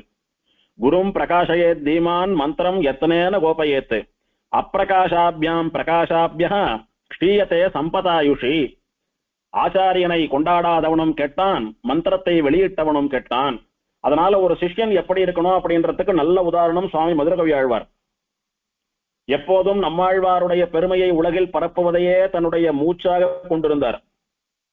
நம்மாழ்வாருடைய 4 பிரபந்தங்களை லோகத்திலே பரப்புவதையே தன்னுடைய வாழ்நாள் காரியமா வச்சுருந்தார். சதா சர்வகாலமும் நம்மாழ்வாருடைய விக்கிரகத்துக்கு ஆராதனம் பண்றது, உற்சவங்கள் பண்றதையே தன்னுடைய வாழ்நாள் லட்சியமாக கொண்டிருந்தார். தன் ஆரியனுக்கு தான் அடிமை செய்வது அவன் இந்நாடு தன்னில் இருக்கும் நாள் அப்படின்னு மணவாள மாமணிகள் சாதிக்கிறார். ஒரு சிஷ்யன் ஆச்சாரியனுக்கு கைங்கரியம் பண்ணணும்னு நினைச்சான்னா எப்ப பண்ண முடியும் தெரியுமா? அவர் இந்த லோகத்துல இருக்கிற வரைக்கும் தான் பண்ண முடியும். அவர் புறப்பட்டு போயிட்டாலும் அவர்கிட்ட தான் போறோம் வைகுண்டத்துக்கு. ஆனா அங்க போய் சுவாமின்னு அவங்களுக்கு என்ன கைங்கரியம் பண்ணட்டோம்னு கேட்டா அவர் என்ன சொல்ல போறார்? நானே பெருமாள் கைங்கரியத்துக்காக தான் இங்க வந்திருக்கேன், என்னுடைய ஆச்சாரியாலையும் பெருமாளையும் அனுபவிச்சுட்டு இருக்கேன், உனக்கு என்ன தோன்றதோ பெருமாளுக்கு பண்ணு, எனக்கு ஒன்னும் வேண்டாண்டா பெருமாள் அனுபவிச்சுட்டு இருக்கேன்னு சொல்ல போறார். இல்ல எனக்கு இத்த பண்ணு அத்த பண்ணுன்னு கேட்பறா? இல்ல அவருக்கு ஏதான அங்க தேவைப்படுமா? ஒன்னும் தேவைப்படாது. எல்லோருக்கும் பெருமாளை போல சமமான ஆனந்தம் கிடைக்கிறதுன்னு அங்க. அதனால அவாவாளுடைய அனுபவத்தை பண்ணிட்டு பெருமாளுக்கு இவா கைங்கரியம் பண்றத பாப்பாளே ஒழிய நம்ம சிஷ்யம் வந்திருக்கான் அவனை கொண்டு 2 காரியம் வாங்கிக்கணும்னு நினைக்கிற ஆச்சாரியால் ஒருத்தரும் கிடையாது. ஆகையினால ஒரு சிஷ்யன் ஆச்சாரியனுக்கு அனுகிரகம், ஆச்சாரியனுக்கு ஒரு கைங்கரியம் பண்ணணும் அப்படின்னா அவர் உயிரோடு இருக்கிறச்ச, இந்த பூமியில இருக்கிறச்ச மட்டும்தான் பண்ண முடியும். அவர் பரம்பச்சிட்டாரோ ஒண்ணும் பண்ண முடியாது. அதை அப்படியே மனசுல வச்சுட்டு காட்டினவர் யாருன்னா மதுரகவி ஆழ்வார் தான். என்னைக்கு அவர் அயோத்தியால இருந்து அந்த ஜோதியை தொடர்ந்து நம்மாழ்வார் தான் அந்த ஜோதின்னு தெரிஞ்சுட்டு அவர் ஆச்சாரியனா ஏத்துண்டாரோ, அதுல இருந்து நம்மாழ்வார் இந்த உலகத்தை விட்டு போற வரைக்கும் நம்மாழ்வாரை விட்டு நகரவே இல்லை. அவருடைய கைங்கரியத்தையே பண்ணிண்டு அவருடைய பிரபந்தங்களையே ஓலையில எழுதிண்டு அதை 4 பேருக்கு பரப்பிண்டு அவர் இந்த உலகத்துல இருக்கிற வரைக்கும் நம்மாழ்வாருடைய திருவடிகளே கதின்னு வாழ்ந்தார். அவர் புறப்பட்டு போனா விட்டு அவருடைய விக்கிரகத்தை எழுந்துருள பண்ணிண்டு அவருடைய உபதேசங்களான 4 பிரபந்தங்களையும் லோகத்துல பரப்பிண்டு மதுரகவியாழ்வார் வைகுண்டம் போற வரைக்கும் ஆச்சாரியனுடைய 4 புஸ்தகங்களையே கொண்டாடிண்டு அப்படியே போய் சேர்ந்தார் அவர். அப்படிதான் ஒரு சிஷ்யன் இருக்க வேணும் அப்படின்னு மாமுனிகள் முதலான ஆச்சாரியெல்லாம் காட்டி கொடுக்குறான் நமக்கு. அதுல தலை சிறந்தவர் மதுரகவி ஆழ்வார். இவருக்கு எப்படி அந்த கிரந்தங்கள் எல்லாம் பலன் கொடுத்ததோ அந்த பலனை ஊரும் நாடும் உலகமும் தம்மை போலே அறிந்து அனுபவிக்க வேண்டும் என்பதற்காக பாடுபட்டவர் மதுரகவி ஆழ்வார். இதுல இருந்து ஒண்ணு தெரியறது, ஒரு நல்ல விஷயத்தை உலகத்துக்கு உபதேசம் பண்ணணும்னு நினைக்கிறவா சில பேர், அந்த விஷயத்தை கொண்டு போய் சேர்க்கிறவா சில பேர், மொத்தத்துல ஒரு விஷயத்த நல்ல விஷயத்த உலகத்துக்கு தெரியப்படுத்திட்டோ அதை பரப்பாம இருக்கிறதுனாலயும் பிரயோஜனம் இல்லை. அப்படி பரப்பினா அதை விட இந்த உலகத்துக்கு இவா பண்ணக்கூடிய உபகாரம் ஒண்ணுமில்லை. அதனால உபதேசம் பண்ணக்கூடியவாளே பிரச்சாரம் பண்ணா சரி, அப்படி அவளால பண்ண முடியாத போற போது அவளுடைய சிஷ்யா அந்த காரியத்தை பண்ண வேண்டியதுன்னு நமக்கெல்லாம் கத்துக் கொடுக்கறது இந்த சரித்திரம். பாவனையை அனுபவிச்சுட்டு மரத்தடியை விட்டு எழுந்துக்கலையே, அவர் எங்கே இருந்து ஜனங்கள் எல்லாம் கூட்டு இந்த பாசுரத்தை எல்லாம் உபதேசம் பண்ண போறார்? சாதாரண ஜனங்களோட பேசுறதுக்கு இல்ல. ஏன்னா இவாளுடையதான நில வேற, நம்மாழ்வாருடையதான மேன்மை வேற. இவா லெவலுக்கு ஆழ்வாரால நினைச்சு கூட பார்க்க முடியாது, ஆழ்வாருடைய லெவலுக்கு இவாளால ஏணி வச்சாலும் எட்டாது. அதனாலதான் இவர் பேசுறதுக்கு சமானமா ஒருத்தர் கூட கிடைக்காதபடினாலதான் கண்ண மூடிட்டு பகவானை தியானிச்சுட்டு இருந்தார். இப்ப தகுந்த ஒரு சிஷ்யன் கிடைச்சபடினால மதுரகவிகள்கிட்ட பேசிட்டு இருக்காரு. இப்போ மதுரகவிகள் அந்த வேதாந்த சாரமான கேள்வியை கேட்ட உடனே ஆச்சரியமா பதில் சொன்னார் நம்மாழ்வார். அப்ப நம்மாழ்வார் நினைச்சுட்டாராம், இந்த உலகத்திலே நாம் பேசுவதற்கு தகுதியான ஒரு சிஷ்யன் கிடைத்து விட்டான். அவ்வளோ பெரிய ஞானி, அவ்வளோ பெரிய யோகி, அவ்வளோ பெரிய பாகவதோத்தமர் நம்மாழ்வார். என்னைக்கு மதுரகவியாழ்வாரோட பேச ஆரம்பித்தாரோ அதுல இருந்து கடைசி வரைக்கும் இவர் பழையபடி உலக சம்பந்தம் இல்லாமல் தனியா போய் தியானத்துல உட்கார்ந்துட்டாருன்னு சொல்லவே முடியாது. ஏன்னா அன்னையில இருந்து 4 பிரபந்தங்களை அருளி செய்து நிறைய விஷயங்களை மதுரகவிகள் மூலமா நடத்திட்டார். அப்பேற்பட்ட ஆழ்வாருடைய அனுகிரகத்தினாலே மதுரகவி ஆழ்வார் நமக்கெல்லாம் வழிகாட்டியா இருந்துருக்கார். இப்போ இந்த 4 பிரபந்தங்கள்ல பெருமாள் எப்படி ஆழ்வாரை கொண்டு காரியம் பண்ணிண்டான் அப்படின்னா, புஷ்பமண்டபம்னு சொல்லக்கூடிய ஸ்ரீரங்கத்து எம்பெருமான் ஸ்ரீரங்கநாதன், போகமண்டபம்னு சொல்லக்கூடிய ஸ்ரீரங்கம் பெரிய கோவில் எம்பெருமான் ஸ்ரீரங்கநாதன், புஷ்பமண்டபம்னு சொல்லக்கூடிய திருவேங்கடமுடையான் ஸ்ரீனிவாசன், தியாக மண்டபம்னு சொல்லக்கூடிய காஞ்சிபுரத்தினுடைய பெருமாள் தேவநாதன் தேவப்பெருமாள் மற்றும் முதலான எல்லா திவதேசத்து எம்பெருமான்களும் ஒருத்த மாத்திரை ஒருத்தரா திருப்புலி ஆழ்வாரடிக்கு நிக்கிறா. முதல்ல வைகுண்டத்துல இருந்து விஷ்ணுசேனர் நம்மாழ்வாருக்கு சேவை கொடுத்துட்டு போனார். அடுத்தபடியா வைகுண்டத்துல இருந்து ஸ்ரீ வைகுண்டநாதன் பிராட்டிமார்களோட கூட சேவை கொடுத்தான். வைகுண்டத்துல இருக்கிற பெருமாளே வந்துட்டார். இங்க இருக்கிற பெருமாள் எல்லாம் வரலன்னா ஊர் உலகம் என்ன பேசும், அதனால நாமளும் போய் ஆழ்வாருக்கு சேவை கொடுக்கலான்னுட்டு ஸ்ரீரங்கம், திருவேங்கடம், காஞ்சிபுரம் முதலான முக்கியமான திவதேசத்தின் பெருமான்கள்லாம் வந்தா. அவா பின்னாடியே இன்னும் சில திவதேச பெருமாள்கள்லாம் ஒரு ஒருத்தரா வந்து நிக்கிறா திருப்புலி ஆழ்வார் அடியில. அங்க இருக்கிற யார் கண்ணுக்கும் இந்த பெருமாள்லாம் தெரியல, நம்மாழ்வார் கண்ணுக்கு மட்டும் தெரியறா. நம்மாழ்வார் ஒரு ஒரு பெருமாளையா பாக்குறார். அந்த பெருமாளை பாக்குறச்ச அந்த பெருமாள் மட்டுமல்லாமல் அவர் சம்பந்தப்பட்ட எல்லாம் தெரியறது நம்மாழ்வார் கண்ணுக்கு. முதல்ல வைகுண்டநாதன் வந்தான், அவனுடைய தேவிமார்கள், ஆயுதங்கள், ஆபரணங்கள், அவனுடைய சொத்துன்னு சொல்லக்கூடிய 7-14 லோகங்கள், வைகுண்டம் எல்லாத்தையும் காட்டி கொடுத்தான். அது எல்லாத்தையும் நேர பாக்குறது போல பார்த்து தன்னுடைய பாட்டுல சொல்லியிருக்கார் ஆழ்வார். அதே மாதிரி ஸ்ரீரங்கநாதன் வந்தானா 2 காவிரிக்கு நடுவுல தாம் படுத்துட்டு இருக்கிறது என்ன, தன்னுடைய கோயில் என்ன, தன்னுடைய வரலாறு என்ன, இது மொத்தத்தையும் கூட காட்டி கொடுக்குறான். ஸ்ரீரங்கநாச்சியாரோடு கூட சேர்த்து சேவை கொடுக்குறான். திருவேங்கடமுடையான் வந்தா 7 மலைகள் தெரியறது, மலையில இருக்கக்கூடிய கோடிக்கணக்கான தீர்த்தங்கள் தெரியறது. திருவேங்கடமுடையான் எப்படி இந்த பூமிக்கு வந்தான்னு சொல்லக்கூடிய விருத்தாந்தம் தெரியறது. திருச்சானூர்ல இருக்கக்கூடிய அலர்மேல் மங்க தாயார் தெரியறா. இப்படி அவன் விஷயமான அத்தனையும் தெரியறது ஆழ்வாருக்கு இருந்த இடத்துலயே. அடுத்தது தேவ பெருமாள் வந்தா அவனுடைய பெருமகள்லாம் தெரியறது. இப்படி ஒரு ஒரு பெருமாளும் அவளுடைய ஐஸ்வர்யம்னு சொல்லக்கூடிய அவளுடைய திவ்யதேசம் என்ன, அவளுடைய தேவிமார்கள்னு சொல்லக்கூடிய தாயார்கள் என்ன, அவளுடைய குணங்கள் என்ன, ஸ்வரூபம் என்ன, இது மொத்தத்தையும் ஆழ்வாருக்கு புரியும்படியா திரு அனுகிரகம் பண்றா. மற்ற ஆழ்வார்கள்லாம் பெருமாளை தேடி தேடி போய் சேவிச்சவா. இந்த ஆழ்வாரை பெருமாள்கள் தேடி தேடி வந்து சேவை கொடுத்தா. வந்து என்ன பண்ணினான்னா திருமுக பிரதானம் பண்ணினார்கள். அதாவது வந்து தலையை காட்டினாலாம். நாம எல்லாம் சொல்றோம் இல்லையோ, ஒரு உபநயனம், ஒரு கல்யாணம், கூட்டு போலன்னு பேர் வரும், போய் தலையை காட்டிட்டு வந்துடுறேன்னு சொல்றோம் இல்லையோ, அந்த மாதிரி பெருமாள்கள்லாம் அப்படியே போய் ஆழ்வாருக்கு மூஞ்சை காட்டிட்டு வரலாம். ஆழ்வார் ஒரு பார்வை பார்த்தாரா நம்மளை பாட்டு பாடிவிடுவார், நாம திவ்யதேச அந்தஸ்தை பெற்றுவிடலாம். அதனால நம்ம ஆழ்வாராலேயே பாடப்பட்ட பெருமாள் அப்படின்ற பெருமை உண்டு நமக்கு. ஒரு க்ஷணம் அங்க போய் முகத்தை காட்டினா இவ்வளவு பெருமை நமக்கு வரதுன்னா அங்க போகாம இருக்கலாமோ? நான் போறேன் நீ போறேன்னு கிட்டத்தட்ட 36 திவ்யதேசத்து எம்பெருமான்கள் வந்து சேர்ந்துட்டா திருப்புலி ஆழ்வார் அடிக்கு. ஆழ்வார் சொல்றார், ஒருத்தரா நில்லுங்கோ வரிசையில, நான் ஒருத்தரையும் அனுபவிச்சு பாடுறேன்னு சொல்றது போல வந்த அத்தனை பெருமாள்களையும் ஆழங்கால் பட்டு அனுபவித்து பாடினார் ஆழ்வார். இப்போ மற்ற ஆழ்வார்களுக்கும் நம்ம ஆழ்வாருக்கும் ஒரு பெரிய வித்தியாசம் என்னன்னா, மற்ற ஆழ்வார்கள்லாம் திவ்ய பிரபந்தம் பாடி திவ்ய தேசங்களை பாடி பெருமாளை பத்தி இவா பாடி நான் ஆழ்வாரா பிறந்ததுக்குரிய பயனை எழுதிவிட்டேன், நான் எதுக்கு ஆழ்வாரா பிறந்தனோ அந்த பிரயோஜனத்தை நான் நிறைவேற்றிட்டேன், என் வாயால பெருமாளை பாடிவிட்டேன், எனக்கு வாயின்னு ஒண்ணு இருக்கு, நாக்குன்னு ஒண்ணு இருக்கு, அதுல பேச்சுன்னு ஒண்ணு வருதுன்னா அதுக்கு பெருமாளை பத்தி பாடி சார்த்தகம் பண்ணிவிட்டேன், என்னுடைய ஜென்மா சாபல்யம் ஆயிடுத்து, நான் பிறந்த பயன் நிறைவேறெடுத்துன்னு மாறு தட்டிண்டா மற்ற ஆழ்வார்கள்லாம். ஆனா இந்த ஆழ்வாருக்கு வந்து சேவை கொடுத்ததுனால பெருமாள்கள்லாம் மாறு தட்டிண்டாலாம்.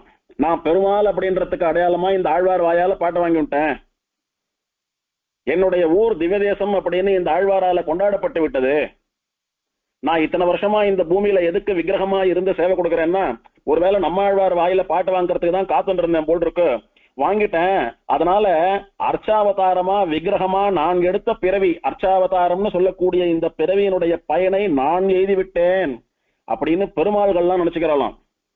ஏன்னா எழுந்து இவர் போய் பாடாம எல்லாரையும் இவரிடத்துல வரவேற்றவர் இவர். அதனால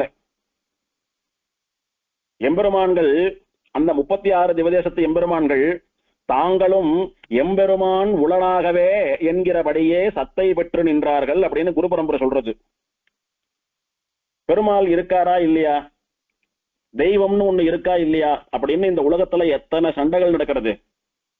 மனுஷன் ரொம்ப கஷ்டம் வந்து கொடுத்தோம்னா தெய்வத்துக்கு கண்ணு இருக்கா இல்லையா, தெய்வம்னு ஒண்ணு இருக்கா இல்லையா, இருந்தா நான் இப்படி எல்லாம் கஷ்டப்படுறத பார்த்துட்டு பேசாம இருக்கோமா அப்படின்லாம் சொல்றானோ இல்லையோ. ஒரு மனுஷனும் தெய்வம்னு ஒண்ணு இருக்குன்றத ஒரு காலகட்டத்துல உணர்றானே, ஒரு காலகட்டம் என்ன ஒரு ஜென்மாவிலையாவது உணர்றானே. அந்த மாதிரி தெய்வம்னு ஒண்ணு இருக்கு அப்படின்னு உணரணும்னா நம்ம ஆழ்வார் கதையில இருந்தே தெரிஞ்சுக்கலாம். தெய்வம்னு ஒண்ணு இருக்க போய் தானே ஆழ்வார் தேடி போலன்னாலும் அவரை தேடி வந்து பாட்டு வாங்கி போச்சு. அதனால எம்பெருமான்கள்லாம் நான் பிறந்த பையனை பெற்றுட்டேன். இப்ப நாம எல்லாம் சொல்றோம் இந்த பூமியில பிறந்த பலன் எதுக்கு, சரணாகதி பண்ணி பெருமாளை போய் சேர்றதுக்கு, எனக்கு சரணாகதி ஆயிடுத்து, நான் பிறந்த பலன் எனக்கு கிடைச்சுடுத்துன்னு சொல்ற மூலியம் நம்ம எல்லாம். அந்த மாதிரி பெருமாள்லாம் நான் பெருமாளா இருக்கிற பலனை பெற்றுட்டேன் அப்படின்னு ஆழ்வாரிடத்துல வந்து பாட்டு வாங்கிட்டாலாம். அப்பேற்பட்ட பெருமை இந்த ஆழ்வாருடையது. இப்ப ஒரு சந்தேகம் வரணும், புஷ்ப தியாக போக மண்டபத்து எம்பெருமான்கள்லாம் வந்தான்னு சொன்னோம். புஷ்ப மண்டபம்னா திருமலை திருவேங்கடமுடையான் விஷயமா நம்மாழ்வார் உலகமுண்ட பெருவாயான்னு சொல்லக்கூடிய பதிகம் என்ன, ஒழிவில் காலமெல்லாம்னு சொல்லக்கூடிய பதிகம் என்ன திருவாய்மொழியில பாடிவிட்டார். போக மண்டபம்னு சொல்லக்கூடிய ஸ்ரீரங்கநாதன் விஷயமாக கங்குளும் பகலும் கண்துயிலறியால் அப்படின்னு திருவாய்மொழியில பாடிவிட்டார். ஆனா தியாக மண்டபம்னு சொல்லக்கூடிய காஞ்சிபுரம் தேவபெருமாளை பத்தி நம்மாழ்வார் பாடினதா தெரியலையே. எப்படி கணக்குல எடுத்துக்கிறோம் அப்படின்னா, நம்முடைய சம்பிரதாயத்திலே பூர்வாச்சாரியர்கள்லாம் ஒரு மனதோடு சாதித்த ஒரு விஷயம், திருவாய்மொழி முதல் பாசுரத்துல அயர்வரும் அமரர்கள் அதிபதி அவனவன் அப்படின்னு சாதிக்கிறாரு. அமரர்கள் அதிபதினா தேவர்களுக்கெல்லாம் ராஜாவாக இருக்கக்கூடியவன். அவன் யாருன்னா காஞ்சிபுரத்துல இருக்கக்கூடிய தேவராஜன். அதனால அயர்வரும் அமரர்கள் அதிபதின்றதுனால தேவாதிராஜன் தேவராஜன் அப்படின்னு தேவப்பெருமாளை தான் ஆழ்வார் சொல்லிருக்காருன்னு பெரியவாளுடையதான திருவுள்ளம். ஆழ்வாருடைய முதல் பிரபந்தமான திருவிருத்தத்திலே இமையோர் தலைவா மெய்நின்னு கேட்டருளாய் அடியேன் செய்யும் விண்ணப்பமேன்னு கேட்டாரோ இல்லையோ, அந்த இமையோர் தலைவன் யாருன்னா, இமையோர்னா தேவர்கள், தேவர்களுக்கு தலைவனா அதிபதியாக இருக்கக்கூடியவன் ராஜாவா இருக்கக்கூடியவன் தேவராஜன். அதனால இமையோர் தலைவான்னு சொல்லக்கூடியதும் தேவப்பெருமாளத்தான். அதே ஆழ்வார் திருவாய்மொழியில ஒரு பாட்டுல அருளாத நீரருளி அவராவி துவராமுன் அப்படின்ற பாசுரத்துல அருளாழி அம்மானை கண்டக்கால் இது சொல்லி அப்படின்னு அருளாழி அம்மான், அதாவது அருள் கடலாக இருக்கக்கூடிய பெருமாள், கருணை கடல், தயாசாகரம் அப்படின்னு சொல்றாரு. அது யாருன்னா இந்த தேவப்பெருமாளத்தான் ஆச்சாரியாளுடையதான திருவுள்ளம். சுவாமி தேசிகனும் மெய்விரத மான்மியத்தில் ஆச்சரியமா பாடினார்.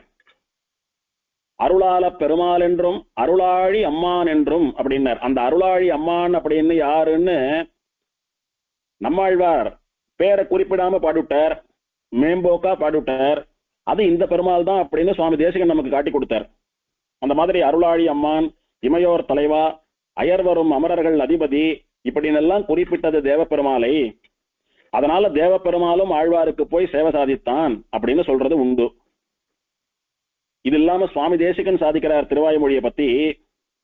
திருவாய்மொழியில 10 சதகங்கள் உண்டோ இல்லையோ, முதல் 100, 2ஆம் 100, 3ஆம் 100ன்னு 10வது 100 வரைக்கும் உண்டு. 1000 பாசுரங்கள்னு சொல்றோம். அதுல முதல் 100 இருக்க முதல் சதகம் அது முழுக்க தேவப்பெருமாள் விஷயமானதுன்னு சுவாமி தேசிகனுடைய நிர்வாகம், சுவாமி தேசிகனுடைய திருவுள்ளம். சுவாமி சாதிக்கிறார், பிரதம சதகே வீக்ஷ்ய வரதம், முதல் சதகத்தினாலே தேவப்பெருமாள் பாடப்பட்டுள்ளார் திருவாய்மொழியிலேன்னு சுவாமி தேசிகனுடைய நிர்வாகம். எந்த சுவாமி தேசிகனுடைய நிர்வாகம் அப்படின்னா, எந்த சுவாமி தேசிகன் திருவாய்மொழிக்கு திரமிடோபனிஷத் தாத்பரிய ரத்னாவளின்னு ஒரு ஸ்தோத்திர கிரந்தம், திரமிடோபனிஷத் சாரம்னு ஒரு ஸ்தோத்திர கிரந்தம், நிகம பரிமளம் அப்படின்னு 74,000 படி அளவிலான திருவாய்மொழி வியாக்கியான கிரந்தம், இதையெல்லாம் பாடி நம்மாழ்வார் விஷயமாக 2 பாசுரங்களையும் 3 பாசுரங்களையும் அருளி செய்தாரோ அந்த சுவாமி தேசிகனாலே சொல்லப்பட்ட விஷயம் அப்படின்னா அது சத்தியமான விஷயம்தான். அதனால முதல் சதகத்தினாலே சொல்லப்பட்டவன் வரதன் அப்படின்னா அந்த தேவப்பெருமாளும் தான் அங்க போய் நின்றிருக்கார், ஆழ்வார் பாடியிருக்கார். இப்போ ஆழ்வாராலே மங்களாசாசனம் பண்ணப்பட்ட திவதேசங்கள் எத்தனை, எந்தெந்த பெருமாள் ஆழ்வார் பாடினார், எத்தனை பேர் ஆழ்வார் கிட்ட போய் பாட்டு வாங்கிட்டான்னு பார்க்கலாம். முதல்ல பெரிய பெருமாள் ஸ்ரீரங்கநாதன், திருக்குடந்தையிலே சேவசாதிக்கக்கூடிய 6வது ஆழ்வான் சார்ங்கபாணி, திருவிண்ணகர் ஒப்புளியப்பன், திருக்கண்ணபுரம் சௌரிராஜ பெருமாள், திருப்பேர் நகர் அப்பக்குடத்தான் அப்படின்னு சொல்லக்கூடிய 5 சோழ நாட்டு திவதேசத்து எம்பெருமான்களும் திருப்புலி ஆழ்வாரடிக்கு போய் ஆழ்வாருக்கு சேவை சாதித்து ஆழ்வார் வாயால பாசுரம் வாங்கிண்டா. அடுத்தது திருவெக்கான்னு சொல்லக்கூடிய காஞ்சிபுரத்து திவதேசத்தில் இருக்கக்கூடிய யதோக்தகாரி சொன்ன வண்ணம் செய்த பெருமாள் போய் பாட்டு வாங்கிட்டார். அடுத்தது திரு தன்கான்னு சொல்லக்கூடிய சுவாமி தேசிகனுடைய அவதார ஸ்தலத்துக்கு அருகிலே இருக்கக்கூடிய தீப பிரகாசன் விளக்கொளி பெருமாள் போய் பாட்டு வாங்கிட்டார். இப்ப திருவெக்கா திருத்தன்கா தேவ பெருமாளையும் சேர்த்து 3 பெருமாள்கள் தொண்ட நாட்டு திருப்பதி எம்பெருமான்கள் போய் பாட்டு வாங்கிட்டா.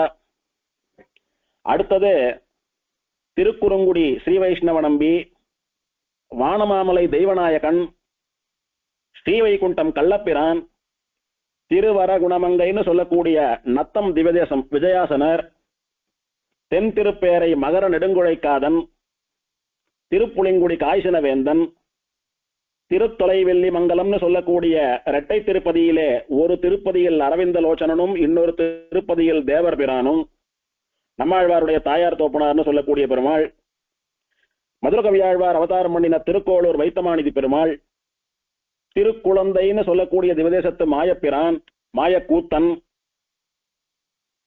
ஆழ்வார் அவதாரம் பண்ணின ஆழ்வார் திருநகரி, திருக்குருகூர், ஸ்ரீநகரின்னு சொல்லக்கூடிய திவதேசத்து எம்பெருமான் ஆதிநாதன் பொழிந்து நின்ன பிரான், திருமாலிருஞ்சோலை அழகர், திருமோகூர் காலமேக பெருமாள் அப்படின்னு இத்தனை பாண்டிய நாட்டு திவதேசத்து எம்பெருமான்கள்லாம் திருப்புலி ஆழ்வார் அடிக்கு போய் ஆழ்வாருக்கு சேவை கொடுத்து பாட்டு வாங்கிட்டா.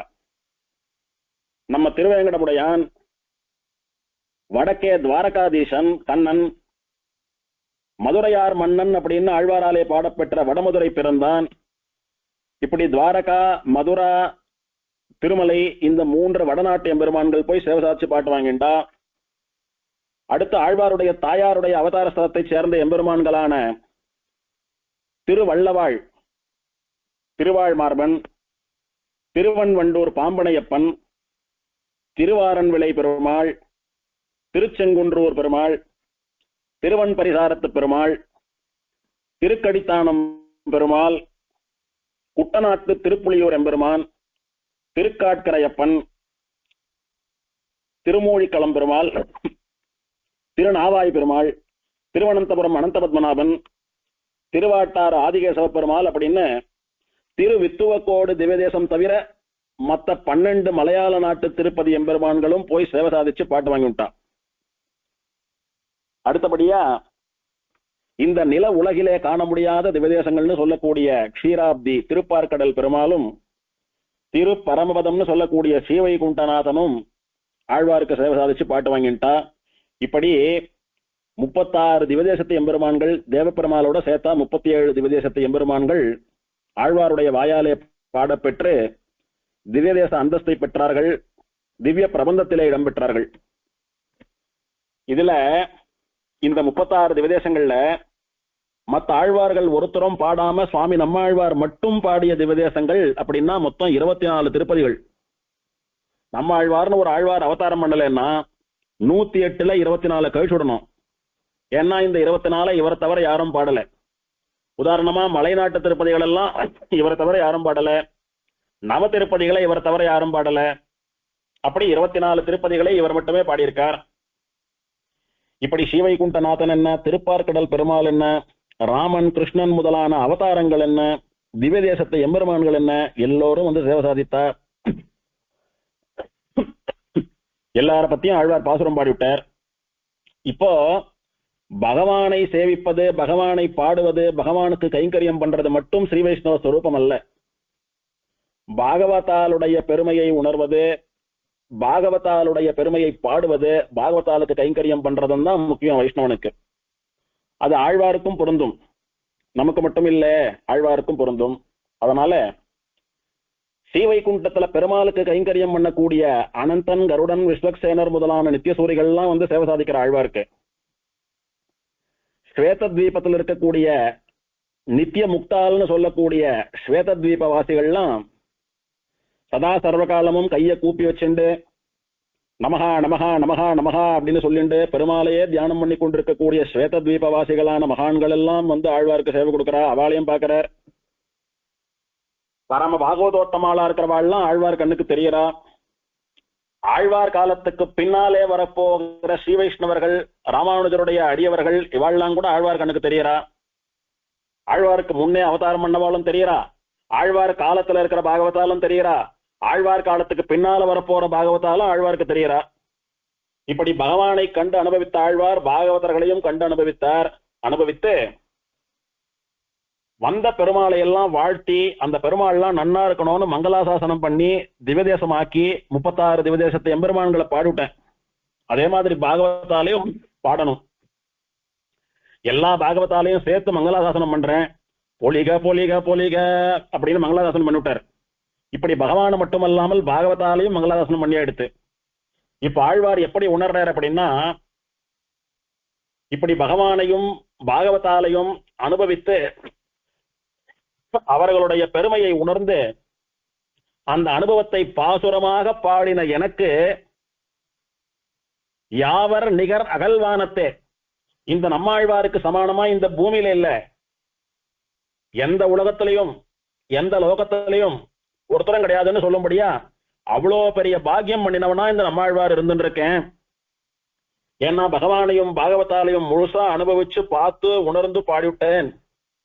அதனால நமக்கார் நிகர் நானிலத்தேன்னு எனக்கு சமானமானவா இல்லைன்னு சொல்லும்படியான ஒரு ஏற்றத்தை இந்த சரீரத்திலேயே பெற்றுவிட்டார் நம்மாழ்வார். இப்படி இவர் ஆழ்வாராக்கினதுக்கான நன்றியை உணர்றார். எல்லா பெருமாள்களும் இறங்கி வந்து அனுகிரகம் பண்ணி நித்தியசூரிகள் ஸ்வேதத்வீபவாசிகள் பாகவதாலாம் சேவை சாதித்து அவளை பாடினதுனாலதான நம்ம ஆழ்வாரா நம்முடையதான யாத்திரை பூர்த்தி பெற்றது. அதனால அவளுக்கு நான் என்ன கைமாறு பண்ண போறேன்? எனக்கு இவ்வளவு அனுபவத்தை கொடுத்து என்னை தேடி திருப்புலி ஆழ்வார் அடிக்கு வந்து சேவை சாதிச்சு என்ன 4 பிரபந்தம் பாட வச்சு ஆழ்வார்கள் கோஷ்டிக்கு தலைவராக்கிட்டா எல்லாரும். அவளுக்கு நான் என்ன கைமாறு என்ன பிரதிபந்தனம் பண்ண போறேன் அப்படின்னா, என்ன பிரத்யுபகாரம் பண்ண போறேன்னா ஒன்னும் பண்ண முடியாது என்னால. மாறு உலதோ இம்மண்ணின் மிசையே, அவளுக்கு பண்ணக்கூடிய பதில் ஒண்ணு இந்த உலகத்துல இருந்தா சொல்லுங்க, எனக்கு தெரியல.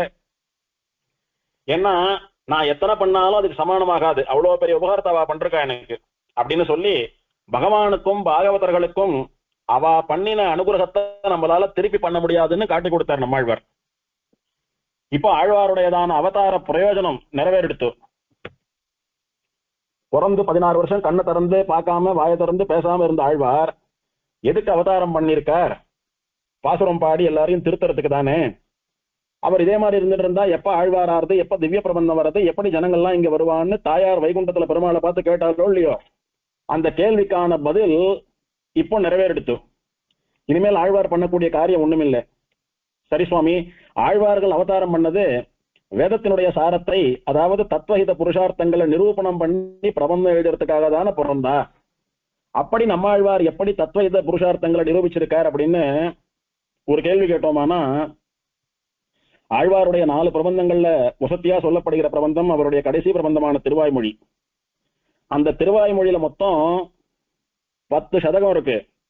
ஒரு சதகத்துல 100 பாட்டு. அந்த ஒரு சதகம் வேண்டாம், ஒரு 10, அதுல 10 பாட்டு, ஒரு பலஸ்ருதின்னு 11 பாசுரம். அந்த ஒரு 10 கூட வேண்டாம், ஒரே ஒரு பாசுரம் போதும். ஒரு பாசுரத்தினாலேயே ஆழ்வார் தத்துவ புருஷார்த்தங்களை நிரூபிச்சுட்டார். அந்த ஒரு பாட்டை தெரிஞ்சுட்டாலே ஒருத்தன் யார் பரம்பொருள்னு தெரிஞ்சுட்டு அவனை எப்படி அடையிறதுன்னு புரிஞ்சுட்டு மோட்சத்துக்கும் போய் சேர்ந்துருவான். அது என்ன பாட்டுன்னா திருவாய்மொழியினுடைய முதல் பாசுரம், உயர் வர உயர் நலம் உடையவன் எவனவன், மயர் வர மதிநலம் அருளினன் எவனவன், அயர் வரும் அமரர்கள் அதிபதி எவனவன், துயரரு சுடரடி தொழுதழன் மனனே. யார் பரம்பொருள் அப்படின்னு ஜனங்களுக்கு சந்தேகம். உயர்வர உயர் நலம் உடையவன் எவன், அவன் பரம்பொருள் அப்படின்னு முதல் வரியில சொல்லிட்டார். இந்த உலகத்திலே இருக்கக்கூடிய எல்லா நல்ல குணங்களும் யாரிடத்திலே குடிகொண்டிருக்கிறதோ, எல்லா கல்யாண குணங்களும் எவன் ஒருத்தனிடத்திலேயே நிறைந்திருக்கிறதோ, அப்படி இவனிடத்திலே இல்ல நல்ல குணங்களே இந்த உலகத்துல கிடையாதுன்னு சொல்லும்படியா எல்லா நல்ல குணங்களுக்கும் ஒரே இருப்பிடமாக இருக்கக்கூடியவன். இவனிடத்திலே எந்த ஹேய குணங்கள், அதாவது கெட்ட குணங்களும் துளியும் கிடையாது. இவனிடத்துல இல்லாத நல்ல குணங்களே இந்த உலகத்தில் இல்லை அப்படின்னு சொல்லும்படியா ஒருத்தன் இருக்க முடியும்னா அது சாட்சாத் பரிபூர்ணனா புருஷோத்தமனா இருக்கக்கூடிய பெருமாள் மட்டும்தான். அது யாருன்னா ஸ்ரீமன் நாராயணன், அவனே பரம்பொருள் அப்படின்னு உயர்வர உயர் நலம் உடையவன் எவன், அவன் பரம்பொருள்னு காட்டி கொடுத்துட்டார். சரி, அவன் தான் பரம்பொருள்னு தெரிஞ்சுடுத்தோ எப்படி அவன்கிட்ட போய் சேர்றது, எப்படி அவன் அடையிறது அப்படின்னா, துயரரு சுடரடி தொழுதெழன் மனனே அப்படின்ற இடத்துல அவனை அடைவது எப்படின்னா, துயரரு சுடரடி தொழுது. அவனை அடைந்தால் என்ன பலன் கிடைக்கும்னா, நம்மளுடைய துயர்கள் அருந்துடும், நம்முடைய சம்சாரம் பிறவின்னு சொல்லக்கூடிய கஷ்டமெல்லாம் அருந்து போயிடும்.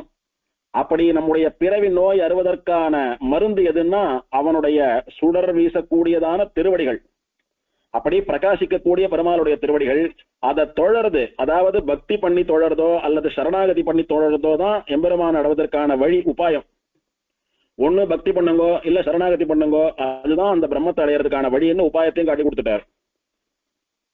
சரி, அப்படி அடைஞ்சா என்ன பலன் அப்படின்னா, மோட்சம்தான் பலன் அப்படின்னு தொழுது எழு என் மனனேன்னு சொன்னாரோ இல்லையோ. இங்க எழு அப்படின்னா இந்த சம்சாரத்துல பிறந்து அப்படி வீணா அலைஞ்சுன்னு இருக்கிற ஜீவனே இவன் தான் பரம்பொருள்னு தெரிஞ்சுட்ட, அவன் அடையறதுக்கு அவன் திருவடிதான் வழின்னு புரிஞ்சுட்ட, அதுல பக்தியோ சரணாகத்தியோ எத்தையோ ஒண்ணு பண்ணி எல்லாரும் மாதிரி இங்கேயே இருந்து அவஸ்தப்பட்டு இருக்காம எழு, மேல் நோக்கி போ, வைகுண்டத்துக்கு போய் சேரு.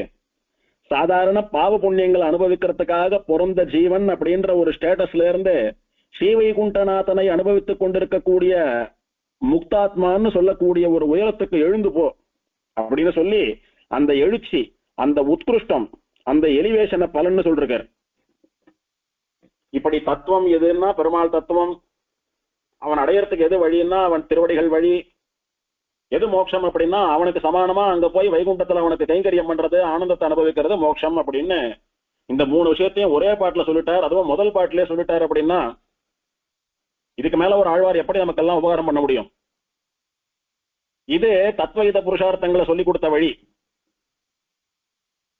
இப்ப ஆழ்வார் வெறும பக்தியை மட்டும் நமக்கெல்லாம் சொன்னவர் கிடையாது, ஞானத்தையும் கொடுத்த ஞானகாரகன் ஆழ்வார். மதுரகவி ஆழ்வார் ஆழ்வாருடைய தேஜஸ பார்த்து இது என்ன தேஜஸ்ன்னு தெரிஞ்சுக்கணும்ன்றதுக்காக தான் அயோத்தியில இருந்து ஆழ்வார் திருநகரி வந்து சேர்ந்தார். வந்தவர் முதல்ல எதை சோதிச்சார்? அவருடைய ஞானத்தை சோதிச்சார். வேதாந்தங்களினுடைய சாரமாக இருக்கக்கூடிய ஒரு கேள்வியை கேட்டார். அதுக்கு ஆழ்வார் பதில் சொன்னார். இவர மாதிரி ஒரு வேதாந்த ஞானி இந்த உலகத்துல இதுவரைக்கும் பிறக்கல, இனிமேலும் பிறக்க முடியாது. அதனால இவரே மகா ஞானி, ஞானாதிகர், ஞானமே வடிவெடுத்த ஞானப்பிரான் இவர், இவரை தான் ஆச்சாரியனா அடையணும்னு வயசுல பெரியவரான மதுரகவி ஆழ்வார், வேதாந்தங்களை எல்லாம் கரைத்து குடித்த மதுரகவி ஆழ்வார், தபஸ் பண்ணின மதுரகவி ஆழ்வார் நம்ம ஆழ்வார் இடத்துல சிஷ்யரா சேர்ந்து விட்டார். அப்படின்னா அவருடைய ஞானம் தான் காரணம். அப்போ முதல்ல வெளிப்பட்டது ஆழ்வாருடைய ஞானம். அவருடைய பாசுரங்கள் அவர் சொல்ல சொல்ல மதுரகவி ஆழ்வார் எழுதிட்டு வரார். ஆழ்வார் அப்படி நியூஸ் வாசிக்கிற மாதிரி டிக்டேட் பண்ணிட்டு போல சுவாமி. ஒரு பாசுரத்தை சொன்னா அந்த பெருமாள் இப்பதான் ஆழ்வார் கண்ணுக்கு தெரியறான், தெரிஞ்சுட்டே இருக்கான். அதை பார்த்து ஆழ்வார் பாசுரம் பாடிண்டே இருக்கார். பக்கத்துல மதுரகவி ஆழ்வார் நம்ம ஆழ்வார்னு சொல்லக்கூடிய ஒரு ஆச்சாரியன் எத்தையோ சொல்றார், எத்தையோ எழுதுறோம் அப்படின்னு ஓலையில எழுதுறாரே ஒழிய அவர் கண்ணுக்கு அந்த பெருமாள் தெரியல. நம்மாழ்வார் என்னைக்கோ சேவிச்சத நான் அன்னைக்கு போனேன், அந்த ஊர்ல போய் பெருமாள் சேவிச்சேன் அப்படின்னு பின்னாடி வந்து உபன்யாசம் பண்ணல ஆழ்வார். சொல்லிண்டே இருக்காரு, இவர் எழுதிண்டே இருக்காரு. அப்படின்னா நம்மாழ்வார் கண்ணுக்கு முன்னால அந்த பெருமாள் வந்து நிக்கிறான். திருவேங்கடமுடையான் மொத்த திருமலையோட சேர்ந்து சேவை சாதிக்கிறான்னு அர்த்தமா.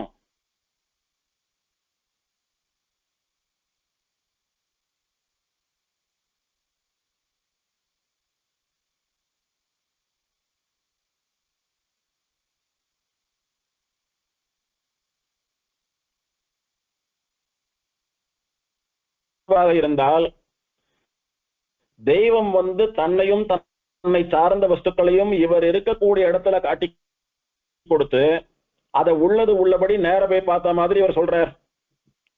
இந்த அர்த்தங்கள்லாம் அவர் சொல்றச்சையே மதுரகவி ஆழ்வாருக்கு புரியறதுனால ஆழ்வார் மேல இன்னும் மதிப்பு, மரியாதை, பக்தி, பயம் ஜாஸ்தியா இருக்கு மதுரகவி ஆழ்வாருக்கு.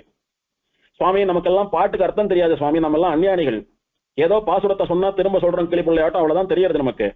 அதுவே அந்த பாசுரத்தினுடைய மொத்த அர்த்தமும் நமக்கு புரிஞ்சுடுத்துன்னா அப்ப வரும் பாருங்க ஆழ்வார் மேல ஒரு தனி பக்தியும் பயமும் மரியாதையும் அது மதுரகவி ஆழ்வாருக்கு வந்துடுத்து. ஏன்னா உபதேசம் பண்ற ஒரு பாசுரத்துக்கும் அர்த்தம் தானா புரியுறது. அப்படி ஒரு அனுகிரகம் பண்ணிட்டு இருக்காரு நம்ம ஆழ்வார். சிலது புரியல, இப்போதைக்கு எழுதி வச்சுட்டு அப்புறம் கேட்கலாம் அப்படின்ற மாதிரியான சந்தேகமே இல்ல மதுரகவி ஆழ்வாருக்கு. அந்த அளவுக்கு ஞானமா அர்த்தத்தோடு கூட மதுரகவி ஆழ்வாருக்கு புரிய வைக்கிறார் நம்ம ஆழ்வார். அப்படி அர்த்தம் புரியறதுனால இப்பேற்பட்ட பாசுரங்களை தெய்வத்தை தவிர யாரால எழுத முடியும்? பகவத்கீதை அத்தனை வசந்ததுன்னா என்ன காரணம்? பகவானே சொன்னதுன்றதுதான் காரணம். வேதம் அத்தனை வசத்தின்னா என்ன காரணம்? பகவானுடைய மூச்சு காற்று போல இருக்கிறதுன்றதுதான் காரணம். இப்படி பகவானாலே ஒழிய யாரால பாசுரம் பாட முடியும்? வந்திருக்கிறவர் ஆழ்வார் இல்ல, சாட்சாத் கண்ணன் பகவானே இங்க நம்ம ஆழ்வாரா உட்கார்ந்து இருக்கான்றத புரிஞ்சுட்டார் மதுரகவி ஆழ்வார். அதனால அன்னைக்கு வந்து சேவித்து கேள்வி கேட்டு பதில் சொன்ன உடனே அவர் மேல வந்தது பாருங்க ஒரு மரியாதை, அதை விட பல கோடி மடங்கு ஜாஸ்தியா எடுத்து இந்த பிரபந்தங்கள் எல்லாம் அவர் சொல்ல சொல்ல இவர் எழுதினா விட்டு. இப்படி முதல்ல நம்மாழ்வாருடைய ஞானத்தை புரிஞ்சுட்டார் மதுரகவி ஆழ்வார்.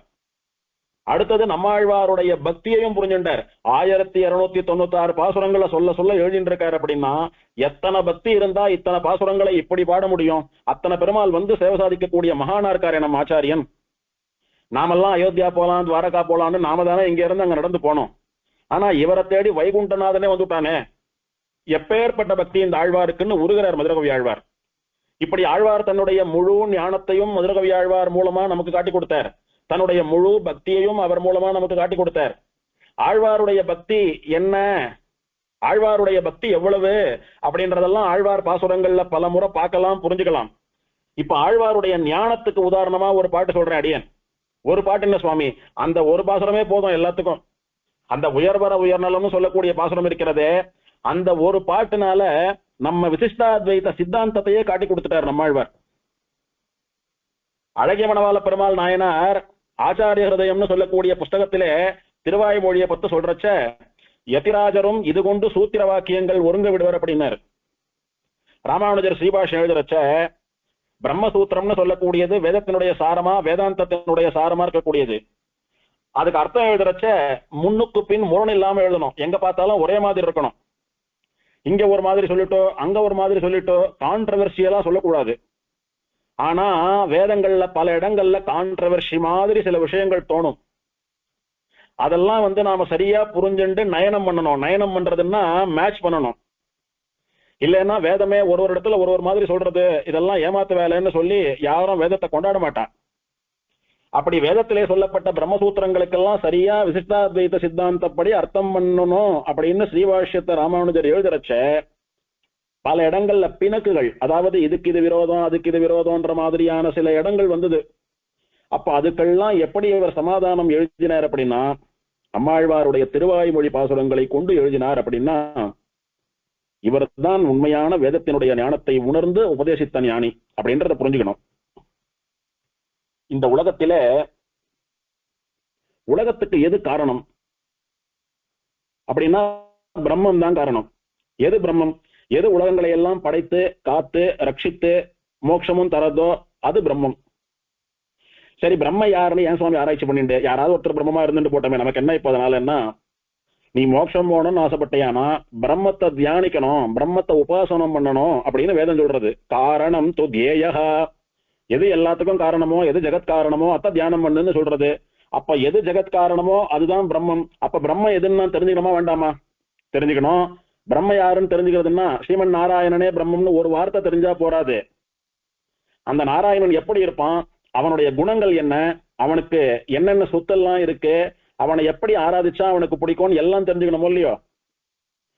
அப்படி பிரம்மத்தை பத்தி ஆராய்ச்சி வரச்ச ஒருத்தர் பிரம்மம் அப்படின்னு ஒருத்தர் சொல்றா. அது ரெண்டாவது பிரச்சனை. முதல் பிரச்சனை, பிரம்மம் அப்படின்னு ஒண்ணு சொல்றோமே அதை ஃபீல் பண்ணதான் முடியுமா இல்ல கண்ணால பார்க்க முடியுமா? பிரம்மம்னு சொல்றோமே அதுக்கு நம்மளாட்டமே குணங்கள் உண்டா இல்ல குணமே இல்லாம இருக்குமா?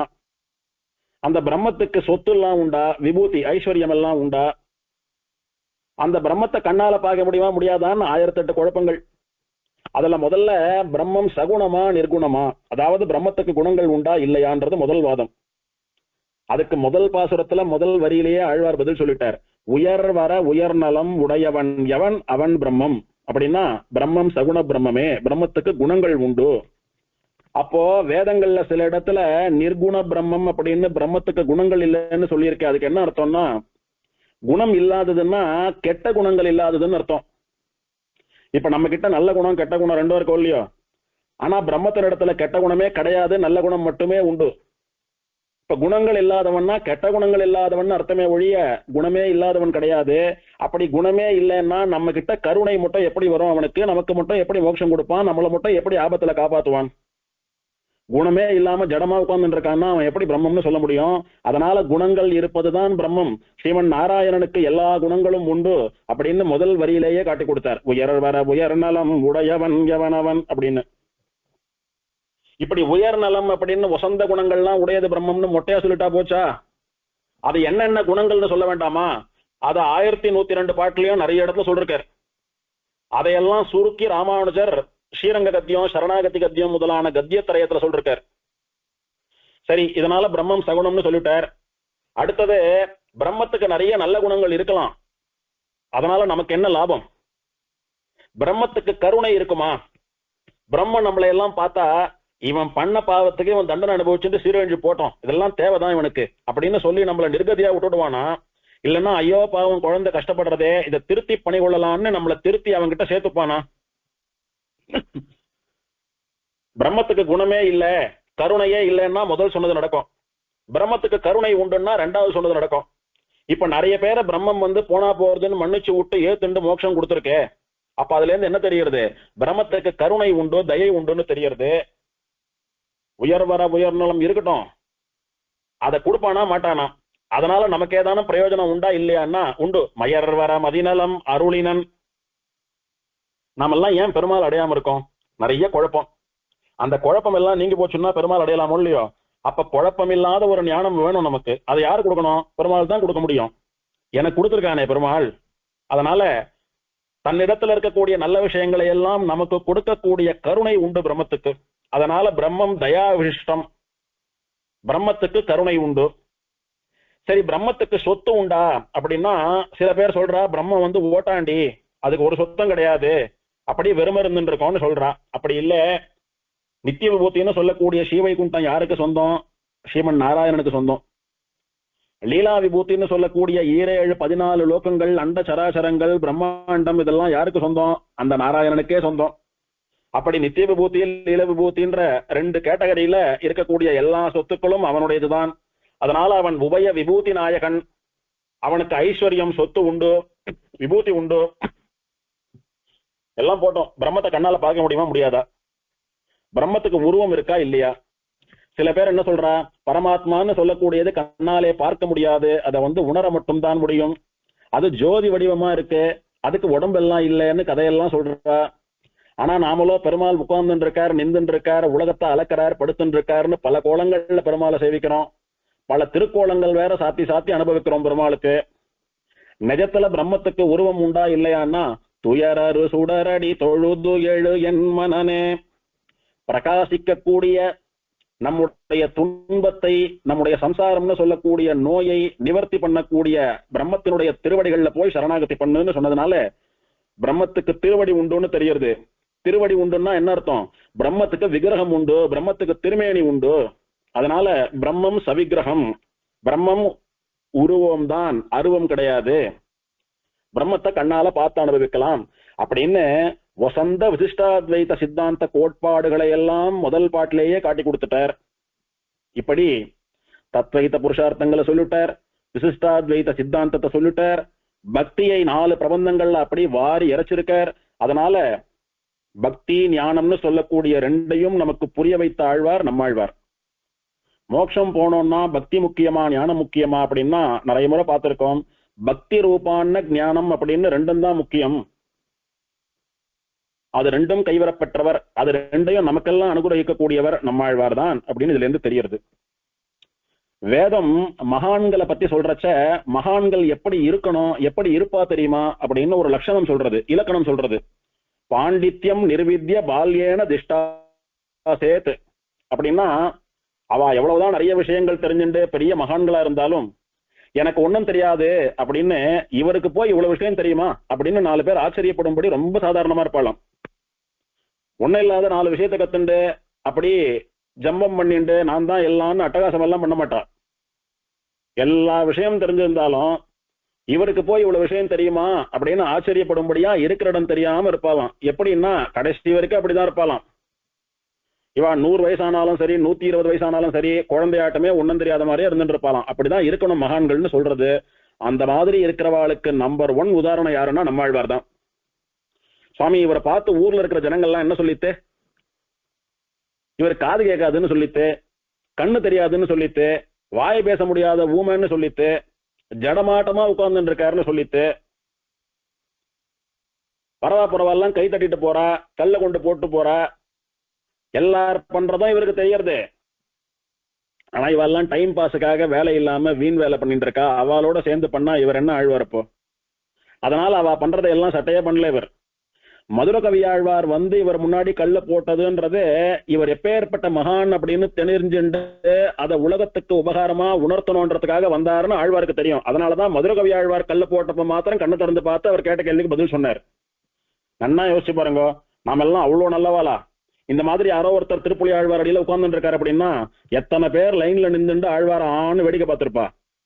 எத்தனை பேர் கை தட்டுறது, சத்தம் போடுறது, ஓன்னு கத்துறது, அந்த மாதிரி எல்லாம் பண்ணி என்ன பண்ணினா கண்ணை திறந்து பார்ப்பார், என்ன பண்ணினா நம்ம கிட்ட பேசுவாருன்னு எத்தனை சேஷ்டைகள் பண்ணிருக்கோம் ஜனங்கள்லாம் அந்த காலத்துல.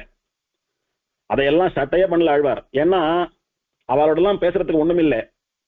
யாரோட பேசணும்? பகவானோட பேசணும், பாகவதாலோட பேசணும். பகவானோட பேசிட்டு இருக்கார், யோகம் பண்ணிட்டு இருக்கார் பிறந்ததுல இருந்து. இவர் பேசக்கூடிய அளவுக்கு யோகியத்தை இருக்கிற பாகவதா இன்னும் வரல, அதனால பேசல. அப்பேற்பட்ட பாகவதரான மதுரகவி ஆழ்வார் வந்தார், பேசினார், அவதார காரியம் நிறைவேறிடுத்து.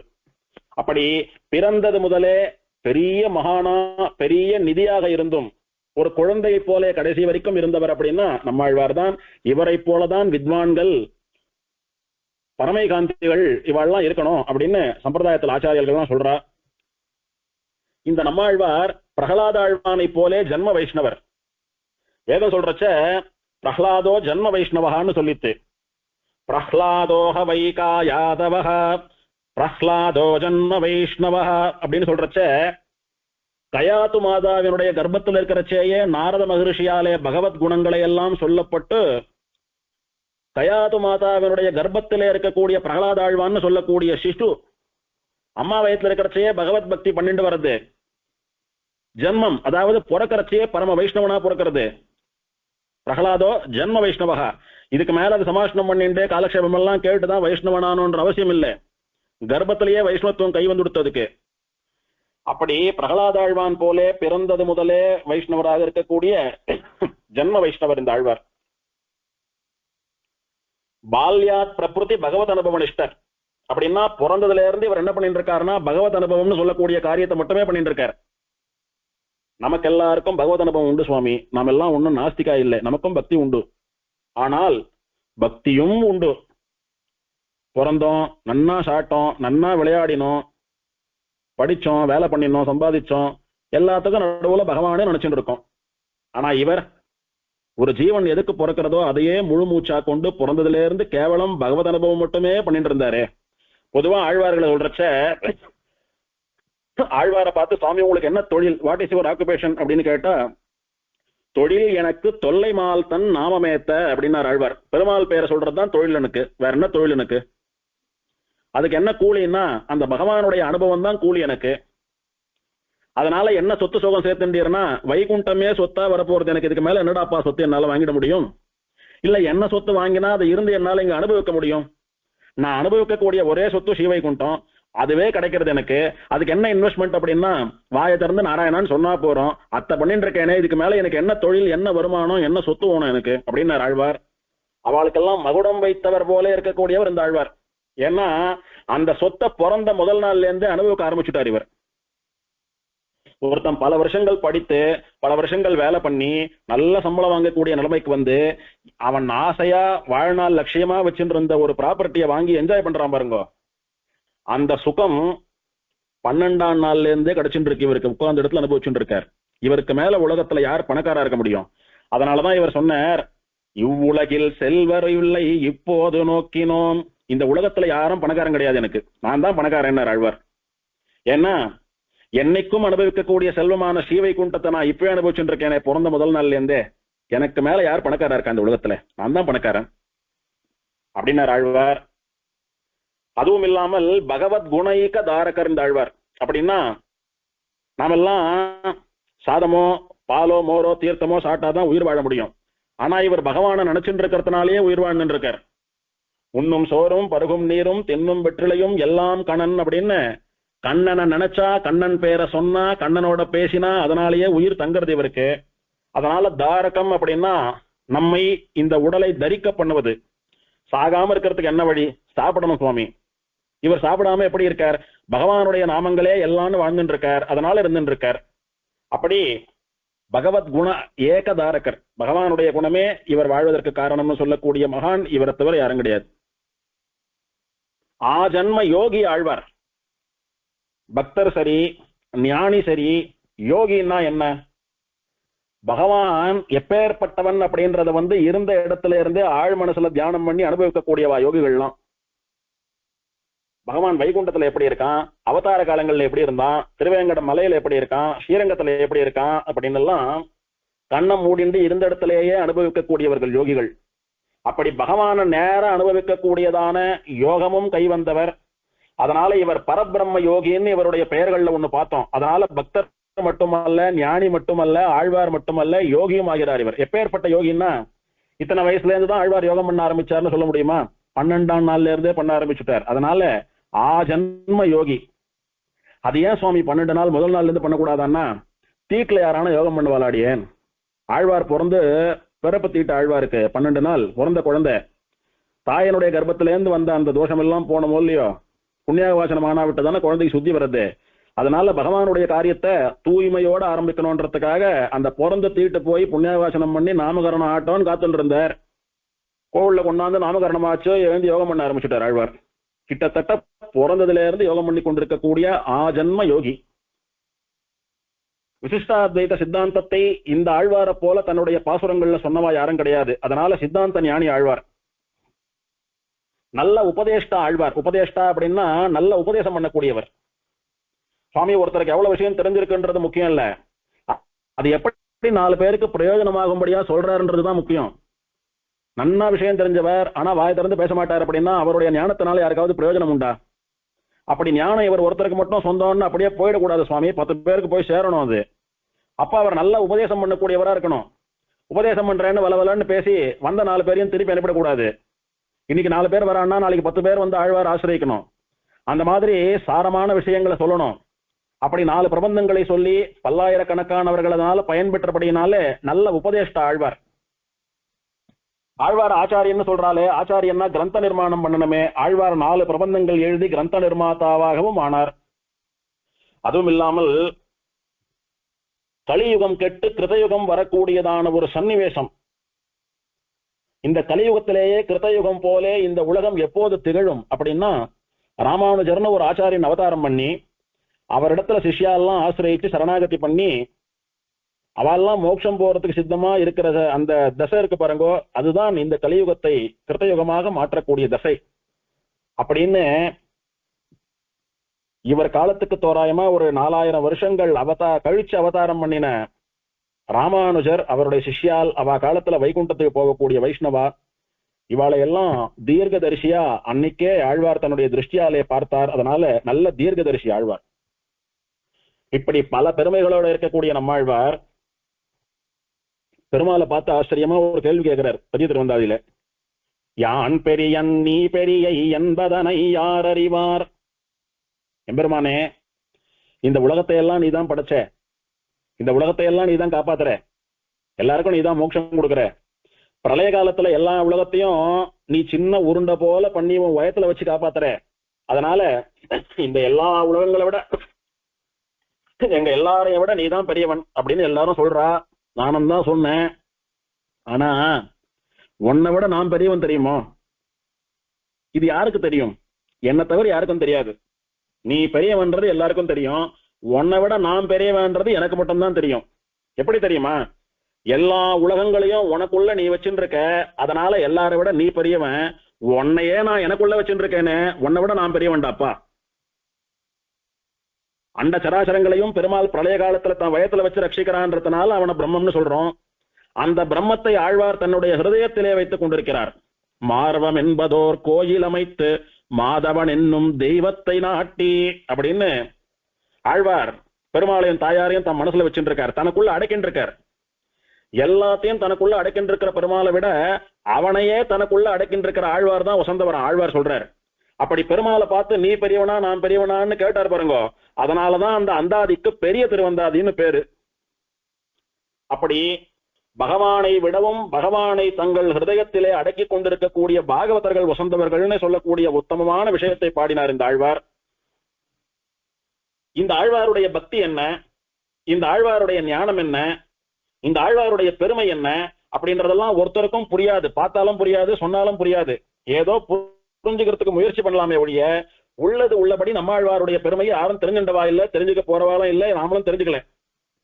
அப்படி உபய விபூதிகள்லையும் இவருக்கு சமானமான ஒரு பக்தர யோகி ஞானி கிடையாதுன்னு சொல்லும்படியாக இருந்தவர் இந்த ஆழ்வார்.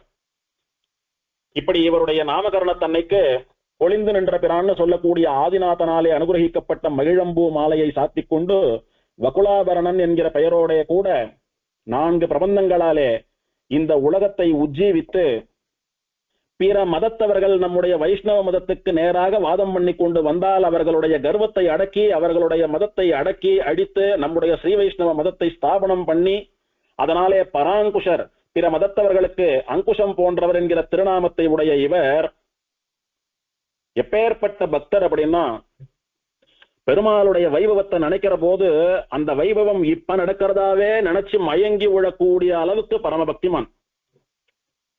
கண்ணனை யசோத பிராட்டி உரல்ல போட்டு கட்டுறா, பிஞ்சு குழந்தை, துண்டு துண்டா துண்டு துண்டா சின்ன சின்ன கயிறெல்லாம் ஒன்னோட ஒண்ணு சேர்த்து முடி போட்டு அந்த குழந்தையினுடைய இடுப்புல போட்டு அப்படியே சேர்த்து உரலோட இறுக்கி கட்டுறா. ஆழ்வார் அதை பாடணும்னு நினைச்சார். கண்ணுல ஜலமா வர்றது, மாரெல்லாம் படபடன்னு அடிச்சுக்கிறது ஆழ்வாருக்கு. ஒரு சாஃப்டான கயிறு, ஒரே கயிறு கிடைக்கலையாமா உனக்கு? ஒரு பெரிய கயிறால கட்டினியானா எங்க முடி போடுறியோ அங்க மட்டும் இருக்குமே ஒழிய மத்த இடம்லாம் ஓரளவு சாஃப்டா இருக்குமே. நீ கண்ணி நுண் சிறுத்தாம்புன்னு துண்டு துண்டு கயிறை அப்படியே ஒன்னா கட்டி முடிச்சு போடுற, எங்கெல்லாம் முடிச்சு போட்டிருக்கிறதோ அங்கெல்லாம் குத்துமே குழந்தைக்கு.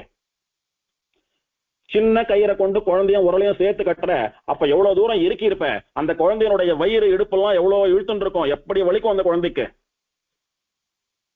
இவ்வளவு இருந்தாலும் நம்ம அம்மா நம்மள பக்தின்னு சொல்லக்கூடிய கயிறுல கட்டுறா, அவளுடைய பக்திக்கு கட்டுப்பட்டு நிக்கணும்னு சொல்லி ஒரு க்ஷணத்துல உன்னை, உன் கயிறை, உன் உரலை எல்லாம் சுக்குநூறா வெடிக்க செய்யும் சக்தி உடைய அந்த குழந்தை, நீ நல்லவோ அந்த குழந்தை மேல இருக்கக்கூடிய ஆசையில பக்தியில தான் கட்டுறன்றத புரிஞ்சுண்டு உனக்கு கட்டுண்டு நின்னதே. கண்ணினும் சிறுத்தாம்பினால் கட்டுண்ண பண்ணிய பெருமாயன். நீ கட்டல அவனை நீ கட்டும்படியா அவன் பண்ணிட்டான், அவன் இடம் கொடுத்தான், உன்னால கட்ட முடிஞ்சது. அவன் உடம்ப அப்படி தம் கட்டி ஒரு இறுக்கி இருந்தானா உன் கயிறு உரலு உன் கையை மொத்தம் சதறி போயிட்டு இருக்கும். ஆக அவனை கட்டியது நீ கொண்ட கயிறு அல்ல, உன்னுடைய பக்தி. அப்படி அவன் சர்வஜனா, சர்வசக்திமானா, பெரிய மகானா, எல்லாம் தெரிஞ்ச சுவாமியா, எல்லா சக்திகளும் உடைய ஒரு மகானா இருக்கிற போதும் கூட தன்னிடத்துல பக்தின்னு வச்சுட்டு இருக்கிறவாளுக்காக எவ்வளவு இறங்கி வரான் அவன் அப்படின்னு அவனுடைய கருணையை நினைக்கிறார். நீ இவ்வளவு எளிமையானவனா அப்படின்னு கண்ணனுடைய கருணையில அப்படியே மயக்கம் போட்டு மூச்சை ஊந்து விடுறார் ஆழ்வார். எவ்வளவு நாள் ஊந்து கிடக்கிறார் அப்படின்னா 6 மாசம் எழுந்துக்கல ஆழ்வார். திரும்பி 6 மாசம் கழிச்சு மயக்கம் தெளிஞ்சுது. திரும்பி கண்ணை திறந்து பார்த்தார். எங்க விட்டமோ அங்க தொடரணும்னு திரும்ப அந்த பாசுரத்தை பாட ஆரம்பிக்கிறார். திரும்ப கண்ணனை பிராட்டிக்கா உரல்ல போட்டு கட்டினதை நினைக்கிறார். திரும்ப மயக்கம் போட்டு விடுறார். திரும்ப கண்ணு மூச்சார். திரும்ப பாடுறார். திரும்ப விழுந்தார். இப்படி 3-6 மாதங்கள் மோகித்து கிடந்தார்னு கிட்டத்தட்ட 1.5 வருஷ காலம் கண்ணனை பிராட்டி உரல்ல கட்டினதை நினைச்சு அழறாரு. அப்படின்னா எப்பேற்பட்ட பக்திமான் இந்த ஆழ்வார். பத்துடை அடியவர் கெளியவன் பிறர்களுக்கு அறிய வித்தகன். அம்மா உன்ன அவனுக்கு பிடிச்சு போயிடுத்து.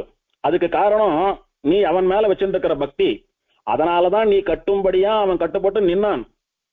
அதனால உனக்கு மட்டும்தான் அவன் எளியவன். காரணம் நீ பக்தி வச்சுட்டு இருக்க, உன்னுடைய பக்திக்கு எளியவன். அதனால பக்தர்களுக்கெல்லாம் சுலபமானவன் அவன்.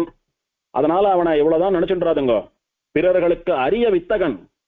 அவனிடத்துல பக்தி இல்லாம அவனை எதிர்க்கணும்னு நினைக்கிறவாளுக்கு அவன் எப்பேற்பட்டவன் அப்படின்னு தெரியும். அவனுடைய சக்தி என்னன்னு அப்ப தெரியும். மலர்மகள் விரும்பும் நம் அரும் பெறலடிகள். அவன் கண்ணன்னு சொல்லக்கூடிய ஒரு தனி தத்துவம் அல்ல, எப்போதும் பிராட்டியோடைய கூட சேர்ந்து இருக்கக்கூடிய லட்சுமி நாராயண தத்துவம். ஸ்ரீயப்பதி திருமகள் கேள்வனவன். நீ அவனை மட்டும் கட்டுறது பத்தாது, பிராட்டியோட சேர்த்து அவன் காலு கட்டினியானாதான் உனக்கு மோட்சம். அவன் எப்பேற்பட்டவா தெரியுமா? அவ 2 பேரும் நம் அரும் பெறல் அடிகள். எல்லோருக்கும் அவளை சுலபமா கிடைச்சிட மாட்டா. பக்தியோ பிரபத்தியோ பண்றவாளுக்கு தான் கிடைப்பா. பெறுவதற்கு அரிய அடிகள். அடிகள் அப்படின்னா தலைவர், சுவாமின்னு அர்த்தம். மற்றொரு கடைவெண்ணை கலவினில் உறவிடையா புண்டு எத்திரம் உரலினோடு இணைந்திருந்தே எங்கிய எலிவே. இவ்வளோ பெரிய சுவாமியா, லக்ஷ்மிபதியா, எல்லா உலகங்களுக்கும் நாதனா, எல்லோருக்கும் மோட்சம் தரவனா, எவனை பார்த்தா எல்லாரும் குலை நடுங்கும்படியான ஒரு சிம்ம கர்ஜனையோட கூட நிருசிம்மனா வந்தவனா இருக்கக்கூடிய இந்த பெருமாள் அப்படியே மோர கடந்துட்டு இருக்கிறச்ச வந்த வெண்ணெய் காசப்பட்டு அந்த வெண்ணெய் திருடி சாட்டான்னு சொல்லி யாரோ கம்ப்ளைண்ட் பண்ணான்னு அவனை கொண்டு உரல்ல கட்டியிருக்க. இந்த உலகமே அவனுடையது தானே, எதை எடுத்து சாட்டா? இல்ல இந்த உலகத்தையே தூக்கி வாயில போட்டுண்டா கூட யாரு கேட்க முடியும் அவனு?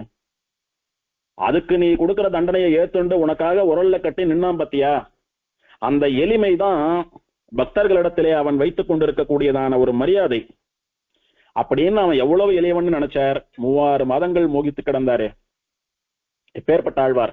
இப்படி இவருடைய பக்தி இன்னதுன்றத பல முறைகள் நிரூபித்திருக்கிறார் ஆழ்வார். இதுதான் ஆழ்வார் அப்படின்ற பெயருக்கு அர்த்தம். பகவானை நினைத்த போது, பகவானுடைய கதைகளை நினைத்த போது அப்படியே ஆழ்ந்து விடுவார். அதனாலதான் ஆழ்வார்னு பேர் அவருக்கு. இப்படி இவருடைய பக்தி வெளிப்படுறது, இவருடைய ஞானம் எப்படி வெளிப்பட்டதுன்றத நாளைக்கு உபன்யாசத்துல பார்க்கலாம். ஸ்ரீநகர்யாம் மகாபுர்யாம் தாமிரபர்ணியுத்தரே தட்டே இந்திரிணி மூலதாம்னே ஸ்ரீஷடகோபாய மங்கலம். சீரார்த்தூப்புள் திருவேங்கடமுடையான் திருவடிகளே சரணம்.